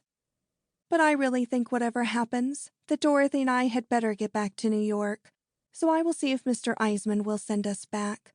I mean, I really do not think that Mr. Eisman will mind us going back, because if he does, I will start shopping again, and that always seems to bring him to terms. But all the time I am going back to New York, I will have to try to make up my mind one way or another, because we girls really cannot help it if we have ideals, and sometimes my mind seems to get to running on things that are romantic, and I seem to think that maybe there is some place in the world where there is a gentleman who knows how to look and act like Count Salm, and who has got money besides. And when a girl's mind gets to thinking about such a romantic thing, a girl's mind really does not seem to know whether to marry Henry or not. Chapter 6, Part 1. Brains are really everything. June 14th. Well, Dorothy and I arrived at New York yesterday, because Mr. Eisman finally decided to send us home, because he said that all of his button profession would not stand the strain of educating me much more in Europe. So we separated from Mr. Eisman in Budapest, because Mr. Eisman had to go to Berlin to look up all of his starving relatives in Berlin who have done nothing but starve since the war. So he wrote me just before we sailed, and he said that he had dug up all his starving relatives, and he had looked them all over and decided not to bring them to America because there was not one of his starving relatives who could travel on a railroad ticket without paying excess fare for overweight. So Dorothy and I took the boat, and all the way over on the boat, I had to make up my mind whether I really wanted to marry the famous Henry H. Spofford or not, because he was waiting for me to arrive at New York, and he was so impatient that he could hardly wait for me to arrive at New York. But I have not wasted all of my time on Henry, even if I do not marry him, because I have some letters from Henry which would come in very, very handy if I did not marry Henry. So Dorothy seems to agree with me quite a lot, because Dorothy says the only thing she could stand being to Henry would be to be his widow at the age of 18. So coming over on the boat, I decided not to bother to meet any gentlemen, because what good does it do to meet gentlemen when there is nothing to do on a boat but go shopping at a little shop where they do not have anything that costs more than $5? And besides, if I did meet any gentleman on the boat, he would want to see me off the boat, and then we would bump into Henry. But then I heard that there was a gentleman on the boat who was quite a dealer in unset diamonds from a town called Amsterdam. So I met the gentleman, and we went around together quite a lot. But we had quite a quarrel the night before we landed, so I did not even bother to look at him when I came down the gangplank, and I put the unset diamonds in my handbag so I did not have to declare them at customs. So Henry was waiting for me at the customs, because he had come up from Pennsylvania to meet me, because their country estate is at Pennsylvania, and Henry's father is very, very ill at Pennsylvania, so Henry has to stay there practically all of the time. So all of the reporters were at the customs, and they all heard about how Henry and I were engaged to one another, and they wanted to know what I was before I became engaged to Henry. So I told them that I was nothing but a society girl from Little Rock, Arkansas. So then I became quite angry with Dorothy, because one of the reporters asked Dorothy when I made my debut in society at Little Rock, and Dorothy said I made my debut at the Elks Annual Street Fair and Carnival at the age of 15. I mean, Dorothy never overlooks any chance to be unrefined, even when she is talking to literary gentlemen like reporters. So Henry brought me to the apartment in his Rolls Royce, and while we were coming to the apartment, he said he wanted to give me my engagement ring, and I really became all thrills. So he said that he had gone to Cartier's, and he had looked over all the engagement rings in Cartier's, and after he had looked them all over, he had decided that they were not half good enough for me. So then he took a box out of his pocket, and I really became intrigued. So then Henry said that when he looked at all of those large-sized diamonds, he really felt that they did not have any sentiment, so he was going to give me his class ring from Amherst College instead. So then I looked at him and looked at him, but I am too full of self-control to say anything at this stage of the game, so I said it was really very sweet of him to be so full of nothing but sentiment. So then Henry said that he would have to go back to Pennsylvania to talk to his father about us getting married, because his father has really got his heart set on us not getting married. So I told Henry that perhaps if I would meet his father, I would win him over, because I always seem to win gentlemen over. But Henry says that that is just the trouble, because some girl is always winning his father over, and they hardly dare to let him go out of their sight, and they hardly dare to let him go to church alone, because the last time he went to church alone, some girl won him over on the street corner, and he arrived back home with all of his pocket money gone, and they could not believe him when he said that he had put it in the plate, because he has not put more than a dime in the plate for the last 50 years. So it seems that the real reason why his father does not want Henry to marry me is because his father says that Henry always has all of the fun, and every time Henry's father wants to have some fun of his own, Henry always stops him, and Henry will not even let him be sick at a hospital where he could have some fun of his own. But he keeps him at home where he has to have a nurse Henry picked out for him, who is a male nurse. So all of his objections seem to be nothing but the spirit of reciprocity.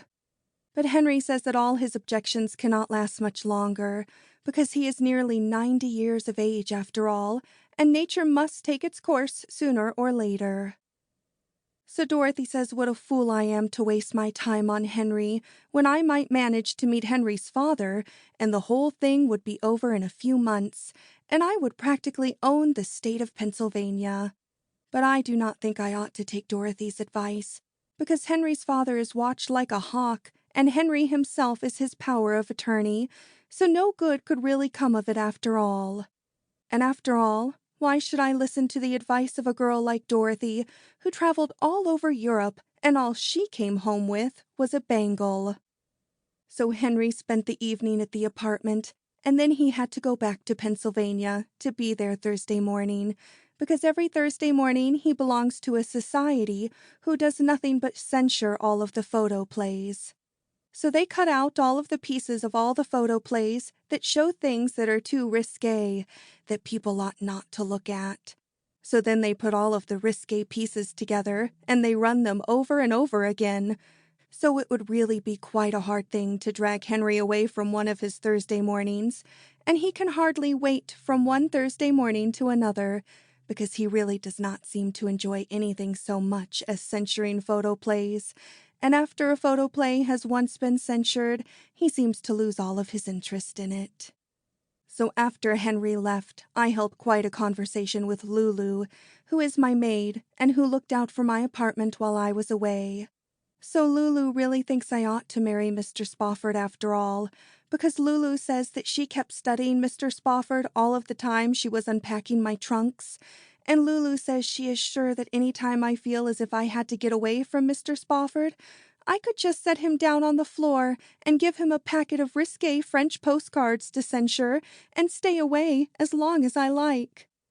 So Henry is going to arrange for me to come down to Pennsylvania for a weekend and meet all of his family.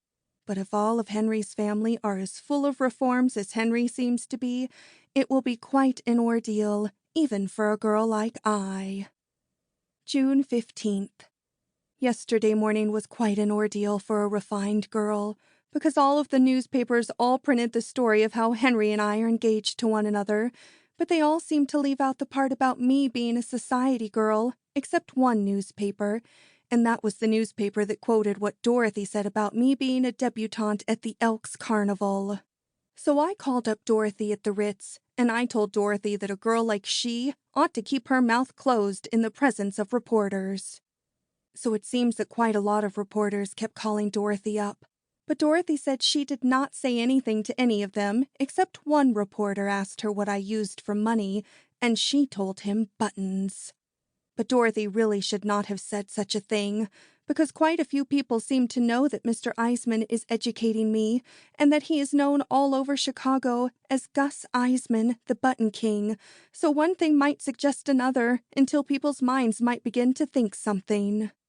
But Dorothy said that she did not say anything more about me being a debutante at Little Rock, because after all, Dorothy knows that I really did not make any debut in Little Rock, because just when it was time to make my debut, my gentleman friend, Mr. Jennings, became shot, and after the trial was over and all of the jury had let me off, I was really much too fatigued to make any debut. So then Dorothy said, "Why don't we throw you a party now, and you can become a debutante now and put them all in their place?" Because it seems that Dorothy is dying for a party. So that is really the first sensible suggestion that Dorothy has made yet, because I think that every girl who is engaged to a gentleman who has a fine old family like Henry had really ought to be a debutante. So I told her to come right over, and we would plan my debut, but we would keep it very, very quiet and give it tomorrow night, because if Henry heard I was making my debut, he would come up from Pennsylvania, and he would practically spoil the party, because all Henry has to do to spoil a party is to arrive at it. So Dorothy came over, and we planned my debut. So first we decided to have some engraved invitations engraved, but it always takes quite a little time to have invitations engraved. And it would really be foolish because all of the gentlemen we were going to invite to my debut were all members of the Racket Club, so I could just write out a notice that I was having a debut and give it to Willie Gwyn and have Willie Gwyn post it on the Racket Club board. So Willie Gwyn posted it on the club board, and then he called me up and he told me that he had never seen so much enthusiasm since the Dempsey-Furbo fight. And he said that the whole Racket Club would be there in a body. So then we had to plan what girls we would ask to my debut, because I have not seemed to meet so many society women yet, because of course a girl does not meet society women until her debut is all over, and then all the society women all come and call on a debutante. But I know practically all of the society men, because practically all of the society men belong to the Racket Club. So after I have the Racket Club at my debut, all I have to do to take my real place in society is to meet their mothers and sisters, because I know practically all of their sweethearts now. But I always seem to think that it is delightful to have quite a lot of girls at a party, if a girl has quite a lot of gentlemen at a party, and it is quite delightful to have all of the girls from the Follies. But I really could not invite them, because after all, they are not in my set. So then I thought it all over, and I thought that even if it was not etiquette to invite them to a party, it really would be etiquette to hire them to come to a party and be entertainers. And after they were entertainers, they could mix into the party, and it really would not be a social error. So then the telephone rang, and Dorothy answered it, and it seems that it was Joe Sanguinetti, who is almost the official bootlegger for the whole Racket Club. And Joe said he had heard about my debut, and if he could come to my debut and bring his club, which is the Silver Spray Social Club of Brooklyn, he would supply all of the liquor, and he would guarantee to practically run the rum fleet up to the front door. So Dorothy told him he could come, and she hung up the telephone before she told me his proposition, and I became quite angry with Dorothy, because after all, the Silver Spray Social Club is not even mentioned in the social register, and it has no place at a girl's debut. But Dorothy said by the time the party got into swing, anyone would have to be a genius if he could tell whether he belonged to the Racket Club, the Silver Spray Social Club, or the Knights of Pythias. But I really was almost sorry that I asked Dorothy to help plan my debut, except that Dorothy is very good to have at a party if the police come in, because Dorothy always knows how to manage the police, and I never knew a policeman yet who did not finish up by being madly in love with Dorothy. So then Dorothy called up all of the reporters on all of the newspapers and invited them all to my debut so they could see it with their own eyes. So Dorothy says that she is going to see to it that my debut lands on the front page of all the newspapers if we have to commit a murder to do it. June 19th. Well, it has been 3 days since my debut party started, but I finally got tired and left the party last night and went to bed because I always seem to lose all of my interest in a party after a few days. But Dorothy never loses her interest in a party, and when I woke up this morning, Dorothy was just saying goodbye to some of the guests. I mean, Dorothy seems to have quite a lot of vitality, because the last guests of the party were guests we picked up when the party went to take a swim at Long Beach the day before yesterday, and they were practically fresh. But Dorothy had gone clear through the party from beginning to end without even stopping to take a Turkish bath, as most of the gentlemen had to do. So my debut has really been very novel, because quite a lot of the guests who finished up at my debut were not the same guests that started out at it, and it is really quite novel for a girl to have so many different kinds of gentlemen at her debut. So it has really been a very great success, because all of the newspapers have quite a lot of write-ups about my debut, and I really feel quite proud when I saw the front page of the Daily Views, and it said in large-size headlines, "Lorelei's debut, a wow." And Sits Weekly came right out and said that if this party marks my entrance into society, they only hope that they can live to see what I will spring once I have overcome my debutante reserve and taken my place in the world. So I really had to apologize to Dorothy about asking Joe Sanguinetti to my debut, because it was wonderful the way he got all of the liquor to the party, and he more than kept his word. I mean, he had his bootleggers run up from the wharf in taxis right to the apartment, and the only trouble he had was once the bootleggers delivered the liquor, he could not get them to leave the party. So finally, there was quite a little quarrel because Willie Gwynn claimed that Joe's bootleggers were snubbing the members of his club because they would not let the boys from the racket club sing in their quartet. But Joe's bootleggers said that the racket club boys wanted to sing songs that were unrefined, while they wanted to sing songs about Mother. So then everybody started to take sides, but the girls from the Follies were all with Joe's bootleggers from the start, because practically all we girls were listening to them with tears streaming from our eyes. So that made the racket club jealous, and one thing led to another, until somebody rang for an ambulance, and then the police came in. So Dorothy, as usual, won over all of the police. So it seems that the police all have orders from Judge Schultzmeyer, who is the famous judge who tries all of the prohibition cases, that any time they break into a party that looks like it was going to be a good party, to call him up no matter what time of the day or night it is, because Judge Schultzmeyer dearly loves a party. So the police called up Judge Schultzmeyer, and he was down in less than no time. So during the party, both Joe Sanguinetti and Judge Schultzmeyer fell madly in love with Dorothy. So Joe and the judge had quite a little quarrel, and the judge told Joe that if his stuff was fit to drink, he would set the law after him and confiscate it. But his stuff was not worth the while of any gentleman to confiscate who had any respect for his stomach, and he would not lower himself to confiscate it.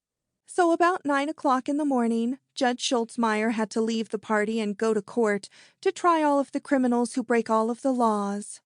So he had to leave Dorothy and Joe together, and he was very, very angry. And I really felt quite sorry for any person who went up before Judge Schultzmeyer that morning, because he gave everybody 90 days and was back at the party by 12 o'clock. So then he stuck to the party until we were all going down to Long Beach to take a swim day before yesterday, when he seemed to become unconscious, so we dropped him off at a sanatorium in Garden City. So my debut party was really the greatest success of the social season, because the second night of my debut party was the night when Willie Gwynn's sister was having a dance at the Gwynn Estate on Long Island, and Willie Gwynn said that all of the eligible gentlemen in New York were conspicuous by their absence at his sister's party, because they were all at my party. So it seems as if I am really going to be quite a famous hostess if I can just bring my mind to the point of being Mrs. Henry Spofford, Jr. Well, Henry called up this morning, and Henry said he had finally got his father's mind so that he thought it was safe for me to meet him, and he was coming up to get me this afternoon so that I can meet his family and see his famous old historical home at Pennsylvania. So then he asked about my debut party, which some of the Philadelphia papers seemed to mention. But I told him that my debut was really not so much planned as it was spontaneous, and I did not have the heart to call him up at a moment's notice and take him away from his father at such a time for reasons which were nothing but social. So now I am getting ready to visit Henry's family, and I feel as if my whole future depends on it. Because if I cannot stand Henry's family any more than I can stand Henry, the whole thing will probably come to an end in the law court. June 21st. Well, I am now spending the weekend with Henry's family at his old family manor outside of Pennsylvania, and I am beginning to think after all that there is something else in the world besides family. And I am beginning to think that family life is only fit for those who can stand it. For instance, they always seem to get up very early in Henry's family. I mean, it really is not so bad to get up early when there is something to get up early about. But when a girl gets up early and there is nothing to get up early about, it really begins to seem as if there was no sense to it. So yesterday we all got up early, and that was when I met all of Henry's family, because Henry and I motored down to Pennsylvania, and everybody was in bed when we arrived because it was after 9 o'clock. So in the morning, Henry's mother came to my room to get me up in time for breakfast, because Henry's mother is very, very fond of me, and she always wants to copy all of my gowns, and so she always loves to look through all of my things to see what I have got. So she found a box of liqueur candies that are full of liqueurs, and she was really very delighted. So I finally got dressed, and she threw the empty box away, and I helped her downstairs to the dining room. So Henry was waiting in the dining room with his sister, and that was when I met his sister.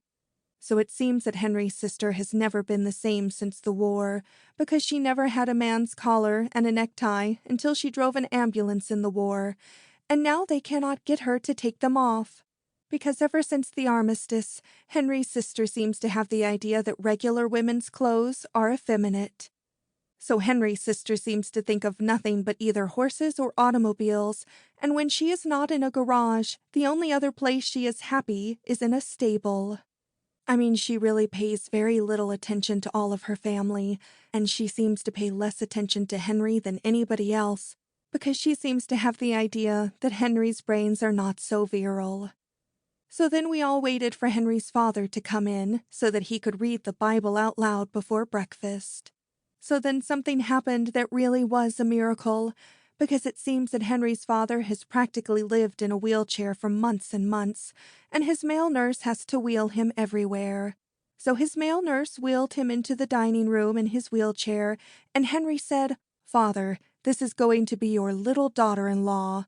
And Henry's father took one good look at me and got right out of his wheelchair and walked. So then everybody was very, very surprised. But Henry was not so surprised, because Henry knows his father like a book. So then they all tried to calm his father down, and his father tried to read out of the Bible, but he could hardly keep his mind on the Bible, and he could hardly eat a bite, because when a gentleman is as feeble as Henry's father is, he cannot keep one eye on a girl and the other on his cereal and cream without coming to grief. So Henry finally became quite discouraged, and he told his father he would have to get back to his room or he would have a relapse. So then the male nurse wheeled him back to his room, and it really was pathetic because he cried like a baby. So I got to thinking over what Dorothy advised me about Henry's father, and I really got to thinking that if Henry's father could only get away from everybody and have some time of his own, Dorothy's advice might not be so bad after all. So after breakfast, we all got ready to go to church. But Henry's sister does not go to church, because Henry's sister always likes to spend every Sunday in the garage, taking their Ford farm truck apart and putting it back together again. And Henry says that what the war did to a girl like his sister is really worse than the war itself. So then Henry and his mother and I all went to church. So when we came home from church, we had luncheon, and it seems that luncheon is practically the same as breakfast, except that Henry's father could not come down to luncheon, because after he met me, he contracted such a violent fever that they had to send for the doctor. So in the afternoon, Henry went to prayer meeting, and I was left alone with Henry's mother so that we could rest up, so that we could go to church again after supper. So Henry's mother thinks I am nothing but sunshine, and she will hardly let me get out of her sight, because she hates to be by herself, because when she is by herself, her brains hardly seem to work at all. So she loves to try on all of my hats, and she loves to tell me how all the boys in the choir can hardly keep their eyes off her. So of course a girl has to agree with her, and it is quite difficult to agree with a person when you have to do it through an ear trumpet, because sooner or later your voice has to give out. So then supper turned out to be practically the same thing as luncheon, only by supper time all of the novelty seemed to wear off. So then I told Henry that I had too much of a headache to go to church again, so Henry and his mother went to church, and I went to my room, and I sat down and thought, and I decided that life was really too short to spend it on being proud of your family, even if they did have a great deal of money.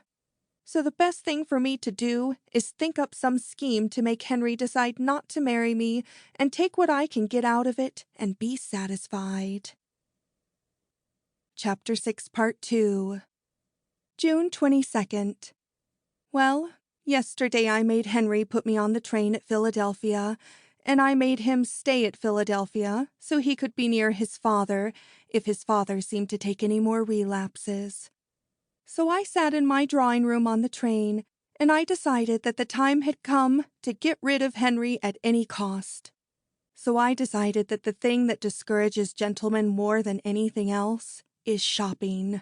Because even Mr. Eisman, who is practically born for we girls to shop on, and who knows just what to expect, often gets quite discouraged over all of my shopping. So I decided I would get to New York, and I would go to Cartier's and run up quite a large bill on Henry's credit. Because after all, our engagement has been announced in all of the newspapers, and Henry's credit is really my credit.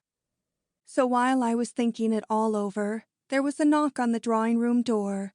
So I told him to come in, and it was a gentleman who said he had seen me quite a lot in New York, and he had always wanted to have an introduction to me, because we had quite a lot of friends who were common. So then he gave me his card, and his name was on his card, and it was Mr. Gilbertson Montrose, and his profession is a scenario writer. So then I asked him to sit down, and we held a literary conversation. So I really feel as if yesterday was a turning point in my life, because at last I have met a gentleman who is not only an artist, but who has got brains besides. I mean, he is the kind of a gentleman that a girl could sit at his feet and listen to for days and days, and nearly always learn something or other. Because after all, there is nothing that gives a girl more of a thrill than brains in a gentleman, especially after a girl has been spending the weekend with Henry. So Mr. Montrose talked and talked all of the way to New York, and I sat there and did nothing else but listen. So according to Mr. Montrose's opinion, Shakespeare is a very great playwright, and he thinks that Hamlet is quite a famous tragedy. And as far as novels are concerned, he believes that everybody had ought to read Dickens. And when we got on the subject of poetry, he recited The Shooting of Dan McGrew until you could almost hear the gun go off. And then I asked Mr. Montrose to tell me all about himself.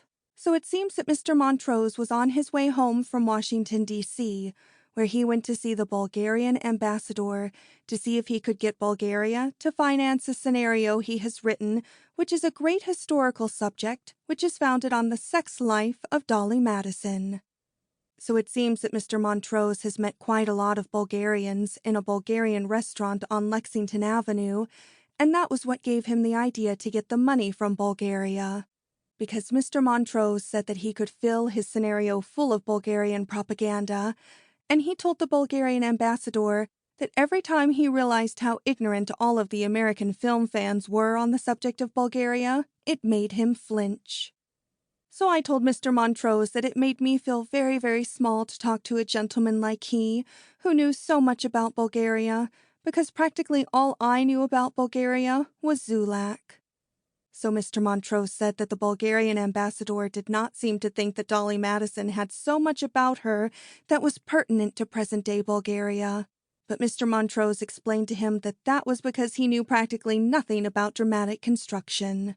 Because Mr. Montrose said he could fix his scenario so that Dolly Madison would have one lover who was a Bulgarian who wanted to marry her.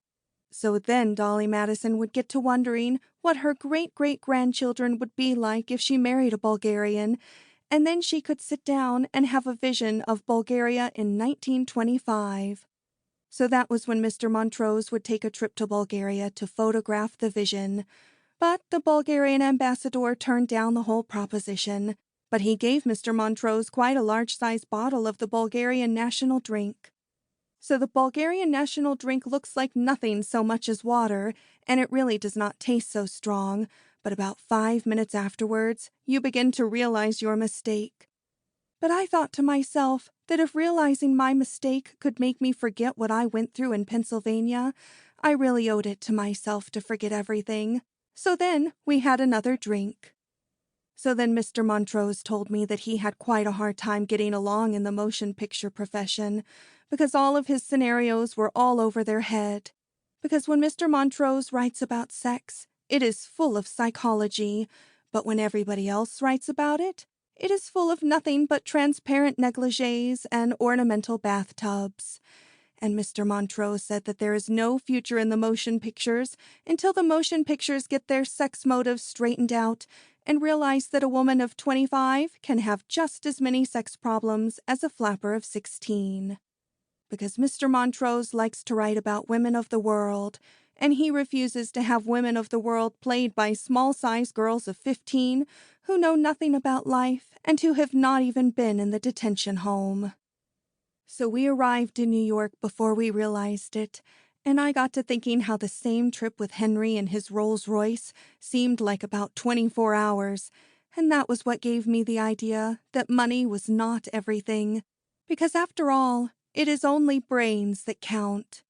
So Mr. Montrose took me home, and we are going to have luncheon together at the Primrose Tea Room practically every day and keep right on holding literary conversations. So then I had to figure out how to get rid of Henry, and at the same time not do anything that would make me any trouble later. So I sent for Dorothy, because Dorothy is not so good at intriguing a gentleman with money, but she ought to be full of ideas on how to get rid of one. So at first Dorothy said, why didn't I take a chance and marry Henry, because she had an idea that if Henry married me, he would commit suicide about 2 weeks later. But I told her about my plan to do quite a lot of shopping, and I told her that I would send for Henry, and I would manage it, so that I would not be in the apartment when he came, but she could be there and start a conversation with him, and she could tell him about all of my shopping and how extravagant I seemed to be, and he would be in the poorhouse in less than a year if he married me. So Dorothy said for me to take one farewell look at Henry and to leave him to her, because the next time I saw him would be in the witness box, and I might not even recognize him, because she would throw a scare into him that might change his whole physical appearance. So I decided to leave him in the hands of Dorothy and hope for the best. July 10th. Well, last month was really almost a diary in itself, and I had to begin to realize that I am one of the kind of girls that things happen to. And I have to admit, after all, that life is really wonderful, because so much has happened in the last few weeks that it almost makes a girl's brains whirl. I mean, in the first place, I went shopping at Cartier's and bought quite a delightful square-cut emerald and quite a long rope of pearls on Henry's credit. So then I called up Henry on the long-distance telephone and told him that I wanted to see him quite a lot, so he was very, very pleased, and he said that he would come right up to New York. So then I told Dorothy to come to the apartment and be there when Henry came, and to show Henry what I bought on his credit, and to tell him how extravagant I seemed to be, and how I seemed to keep on getting worse. So I told Dorothy to go as far as she liked, so long as she did not insinuate anything against my character, because the more spotless my character seems to be, the better things might turn out later. So Henry was due at the apartment about 1:20, so I had Lulu get some luncheon for he and Dorothy, and I told Dorothy to tell him that I had gone out to look at the Russian crown jewels that some Russian Grand Duchess or other had for sale at the Ritz. So then I went to the Primrose Tea Room to have luncheon with Mr. Montrose, because Mr. Montrose loves to tell me of all his plans, and he says that I seem to remind him quite a lot of a girl called Madame Récamier, who all the intellectual gentlemen used to tell all of their plans to, even when there was a French Revolution going on all around them. So Mr. Montrose and I had a delicious luncheon, except that I never seem to notice what I am eating when I am with Mr. Montrose, because when Mr. Montrose talks, a girl wants to do nothing but listen. But all of the time I was listening, I was thinking about Dorothy, and I was worrying for fear Dorothy would go too far and tell Henry something that would not be so good for me afterwards. So finally, even Mr. Montrose seemed to notice it, and he said, "What's the matter, little woman? A penny for your thoughts?" So then I told him everything. So he seemed to think quite a lot, and finally he said to me, "It is really too bad that you feel as if the social life of Mr. Spofford bored you, because Mr. Spofford would be ideal to finance my scenario." So then Mr. Montrose said that he had been thinking from the very first how ideal I would be to play Dolly Madison. So that started me thinking, and I told Mr. Montrose that I expected to have quite a large size amount of money later on, and I would finance it myself. But Mr. Montrose said that would be too late, because all of the motion picture corporations were after it now, and it would be snapped up almost immediately. So then I became almost in a panic, because I suddenly decided that if I married Henry and worked in the motion pictures at the same time, society life with Henry would not really be so bad. Because if a girl was so busy as all that, it really would not seem to matter so much if she had to stand Henry when she was not busy. But then I realized what Dorothy was up to, and I told Mr. Montrose that I was almost afraid it was too late. So I hurried to the telephone, and I called up Dorothy at the apartment, and I asked her what she had said to Henry. So Dorothy said that she showed him the square-cut emerald and told him that I bought it as a knick-knack to go with a green dress, but I had got a spot on the dress, so I was going to give them both to Lulu. So she said she showed him the pearls, and she said that after I had bought them, I was sorry I did not get pink ones because white ones were so common, so I was going to have Lulu unstring them and sew them on a negligee. So then she told him she was rather sorry I meant to buy the Russian crown jewels because she had a feeling they were unlucky, but that I had said to her that if I found out they were, I would toss them over my left shoulder into the Hudson River some night when there was a new moon, and it would take away the curse. So then she said that Henry began to get restless. So then she told him she was very glad I was going to get married at last, because I had had such bad luck that every time I became engaged, something seemed to happen to my fiancé. So Henry asked her what, for instance. So Dorothy said a couple were in the insane asylum. One had shot himself for debt, and the county farm was taking care of the remainder. So Henry asked her how they got that way. So Dorothy told him it was nothing but my extravagance, and she told him that she was surprised that he had never heard about it, because all I had to do was take luncheon at the Ritz with some prominent broker, and the next day the bottom would drop out of the market. And she told him that she did not want to insinuate anything, but that I had dined with a very, very prominent German the day before German marks started to collapse. So I became almost frantic, and I told Dorothy to hold Henry at the apartment until I could get up there and explain. So I held the telephone while Dorothy went to see if Henry would wait. So Dorothy came back in a minute, and she said that the parlor was empty, but that if I would hurry down to Broadway, no doubt I would see a cloud of dust heading toward the Pennsylvania station, and that would be Henry. So then I went back to Mr. Montrose, and I told him that I must catch Henry at the Pennsylvania station at any cost, and if anyone were to say that we left the Primrose Tea Room in a hurry, they would be putting it quite mildly. So we got to the Pennsylvania station, and I just had time to get on board the train to Philadelphia, and I left Mr. Montrose standing at the train biting his fingernails and all of his anxiety. But I called out to him to go to his hotel, and I would telephone the result as soon as the train arrived. So then I went through the train, and there was Henry with a look on his face which I shall never forget. So when he saw me, he really seemed to shrink to half his natural size. So I sat down beside him, and I told him that I was really ashamed of how he acted, and if his love for me could not stand a little test that I and Dorothy had thought up, more in the spirit of fun than anything else, I never wanted to speak to such a gentleman again. And I told him that if he could not tell the difference between a real square-cut emerald and one from the 10-cent store, that he had ought to be ashamed of himself. And I told him that if he thought that every string of white beads were pearls, it was no wonder he could make such a mistake in judging the character of a girl. So then I began to cry, because of all of Henry's lack of faith. So then he tried to cheer me up, but I was too hurt to even give him a decent word until we were past Newark. But by the time we were past Newark, Henry was crying himself, and it always makes me feel so tender-hearted to listen to a gentleman cry that I finally forgave him. So, of course, as soon as I got home, I had to take them back to Cartier's. So then I explained to Henry how I wanted our life to mean something, and I wanted to make the world a better place than it seemed to have been yet. And I told him that he knew so much about the film profession on account of censoring all of the films that I thought he ought to go into the film profession. Because I told him that a gentleman like he really owed it to the world to make pure films so that he could be an example to all of the other film corporations and show the world what pure films were like.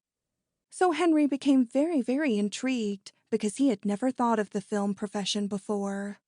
So then I told him that we could get H. Gilbertson Montrose to write the scenarios, and he to censure them, and I could act in them, and by the time we all got through, they would be a work of art. But they would be even purer than most works of art seem to be. So by the time we got to Philadelphia, Henry said that he would do it, but he really did not think I ought to act in them.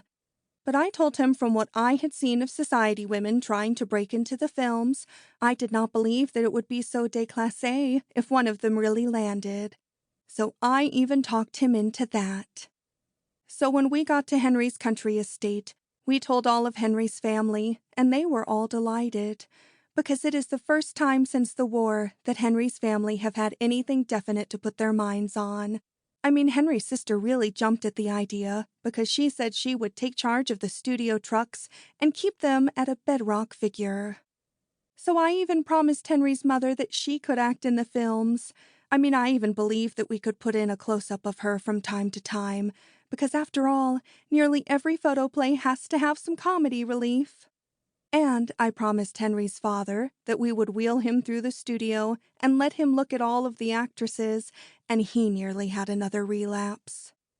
So then I called up Mr. Montrose and made an appointment with him to meet Henry and talk it all over, and Mr. Montrose said, "Bless you, little woman." So I am almost beginning to believe it when everybody says I am nothing but sunshine, because everybody I come into contact with always seems to become happy. I mean, with the exception of Mr. Eisman, because when I got back to New York, I opened all of his cablegrams, and I realized that he was due to arrive on the Aquitania the very next day. So I met him at the Aquitania, and I took him to luncheon at the Ritz, and I told him all about everything. So then he became very, very depressed, because he said that just as soon as he had got me all educated, I had to go off and get married. But I told him that he really ought to be very proud of me, because in the future, when he would see me at luncheon at the Ritz as the wife of the famous Henry H. Spofford, I would always bow to him if I saw him, and he could point me out to all of his friends and tell them that it was he, Gus Eisman himself, who educated me up to my station.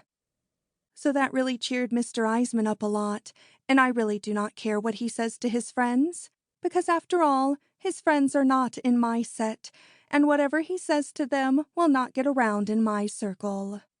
So after our luncheon was all over, I really think that, even if Mr. Eisman was not so happy, he could not help having a sort of a feeling of relief, especially when he thinks of all my shopping. So after that came my wedding, and all of the society people in New York and Philadelphia came to my wedding, and they were all so sweet to me because practically every one of them has written a scenario. And everybody says my wedding was very, very beautiful. I mean, even Dorothy said it was very beautiful. Only Dorothy said she had to concentrate her mind on the massacre of the Armenians to keep herself from laughing right out loud in everybody's face. But that only shows that not even matrimony is sacred to a girl like Dorothy. And after the wedding was over, I overheard Dorothy talking to Mr. Montrose, and she was telling Mr. Montrose that she thought I would be great in the movies if he would write me a part that only had 3 expressions: joy, sorrow, and indigestion. So I do not really believe that Dorothy is such a true friend after all. So Henry and I did not go on any honeymoon, because I told Henry that it really would be selfish for us to go off alone together when all of our activities seemed to need us so much. Because after all, I have to spend quite a lot of time with Mr. Montrose going over the scenario together, because Mr. Montrose says I am full of nothing so much as ideas. So in order to give Henry something to do while Mr. Montrose and I are working on the scenario, I got Henry to organize a welfare league among all of the extra girls and get them to tell him all of their problems so he can give them all of his spiritual aid. And it has really been a very, very great success because there is not much work going on at the other studios at present, so all of the extra girls have nothing better to do, and they all know that Henry will not give them a job at our studio unless they belong. So the worse they tell Henry they have been before they met him, the better he likes it. And Dorothy says that she was at the studio yesterday, and she says that if the scenarios those extra girls have written around themselves to tell Henry could only be screened and gotten past the censors, the movies would move right up out of their infancy. So Henry says that I have opened up a whole new world for him, and he has never been so happy in his life. And it really seems as if everyone I know has never been so happy in their lives, because I make Henry let his father come to the studio every day, because after all, every studio has to have somebody who seems to be a pest, and in our case, it might as well be Henry's father. So I have given orders to all of the electricians not to drop any lights on him, but to let him have a good time, because after all, it is the first one he has had. And as far as Henry's mother is concerned, she is having her hair bobbed and her face lifted and is getting ready to play Carmen because she saw a girl called Madame Cav play it when she was on her honeymoon, and she has always really felt that she could do it better. So I do not discourage her, but I let her go ahead and enjoy herself. But I am not going to bother to speak to the electricians about Henry's mother. And Henry's sister has never been so happy since the Battle of Verdun, because she has 6 trucks and 15 horses to look after, and she says that the motion picture profession is the nearest thing to war that she has struck since the armistice. And even Dorothy is very happy, because Dorothy says that she has had more laughs in this month than Eddie Cantor gets in a year. And when it comes to Mr. Montrose, I really believe that he is happier than anybody else, because of all the understanding and sympathy he seems to get out of me. And so I am very happy myself, because after all, the greatest thing in life is to always be making everybody else happy. And so, while everybody is so happy, I really think it is a good time to finish my diary, because after all, I am too busy going over my scenarios with Mr. Montrose to keep up any other kind of literary work. And I am so busy bringing sunshine into the life of Henry that I really think, with everything else I seem to accomplish, it is all a girl had ought to try to do. And so I really think that I can say goodbye to my diary, feeling that, after all, everything always turns out for the best. The end.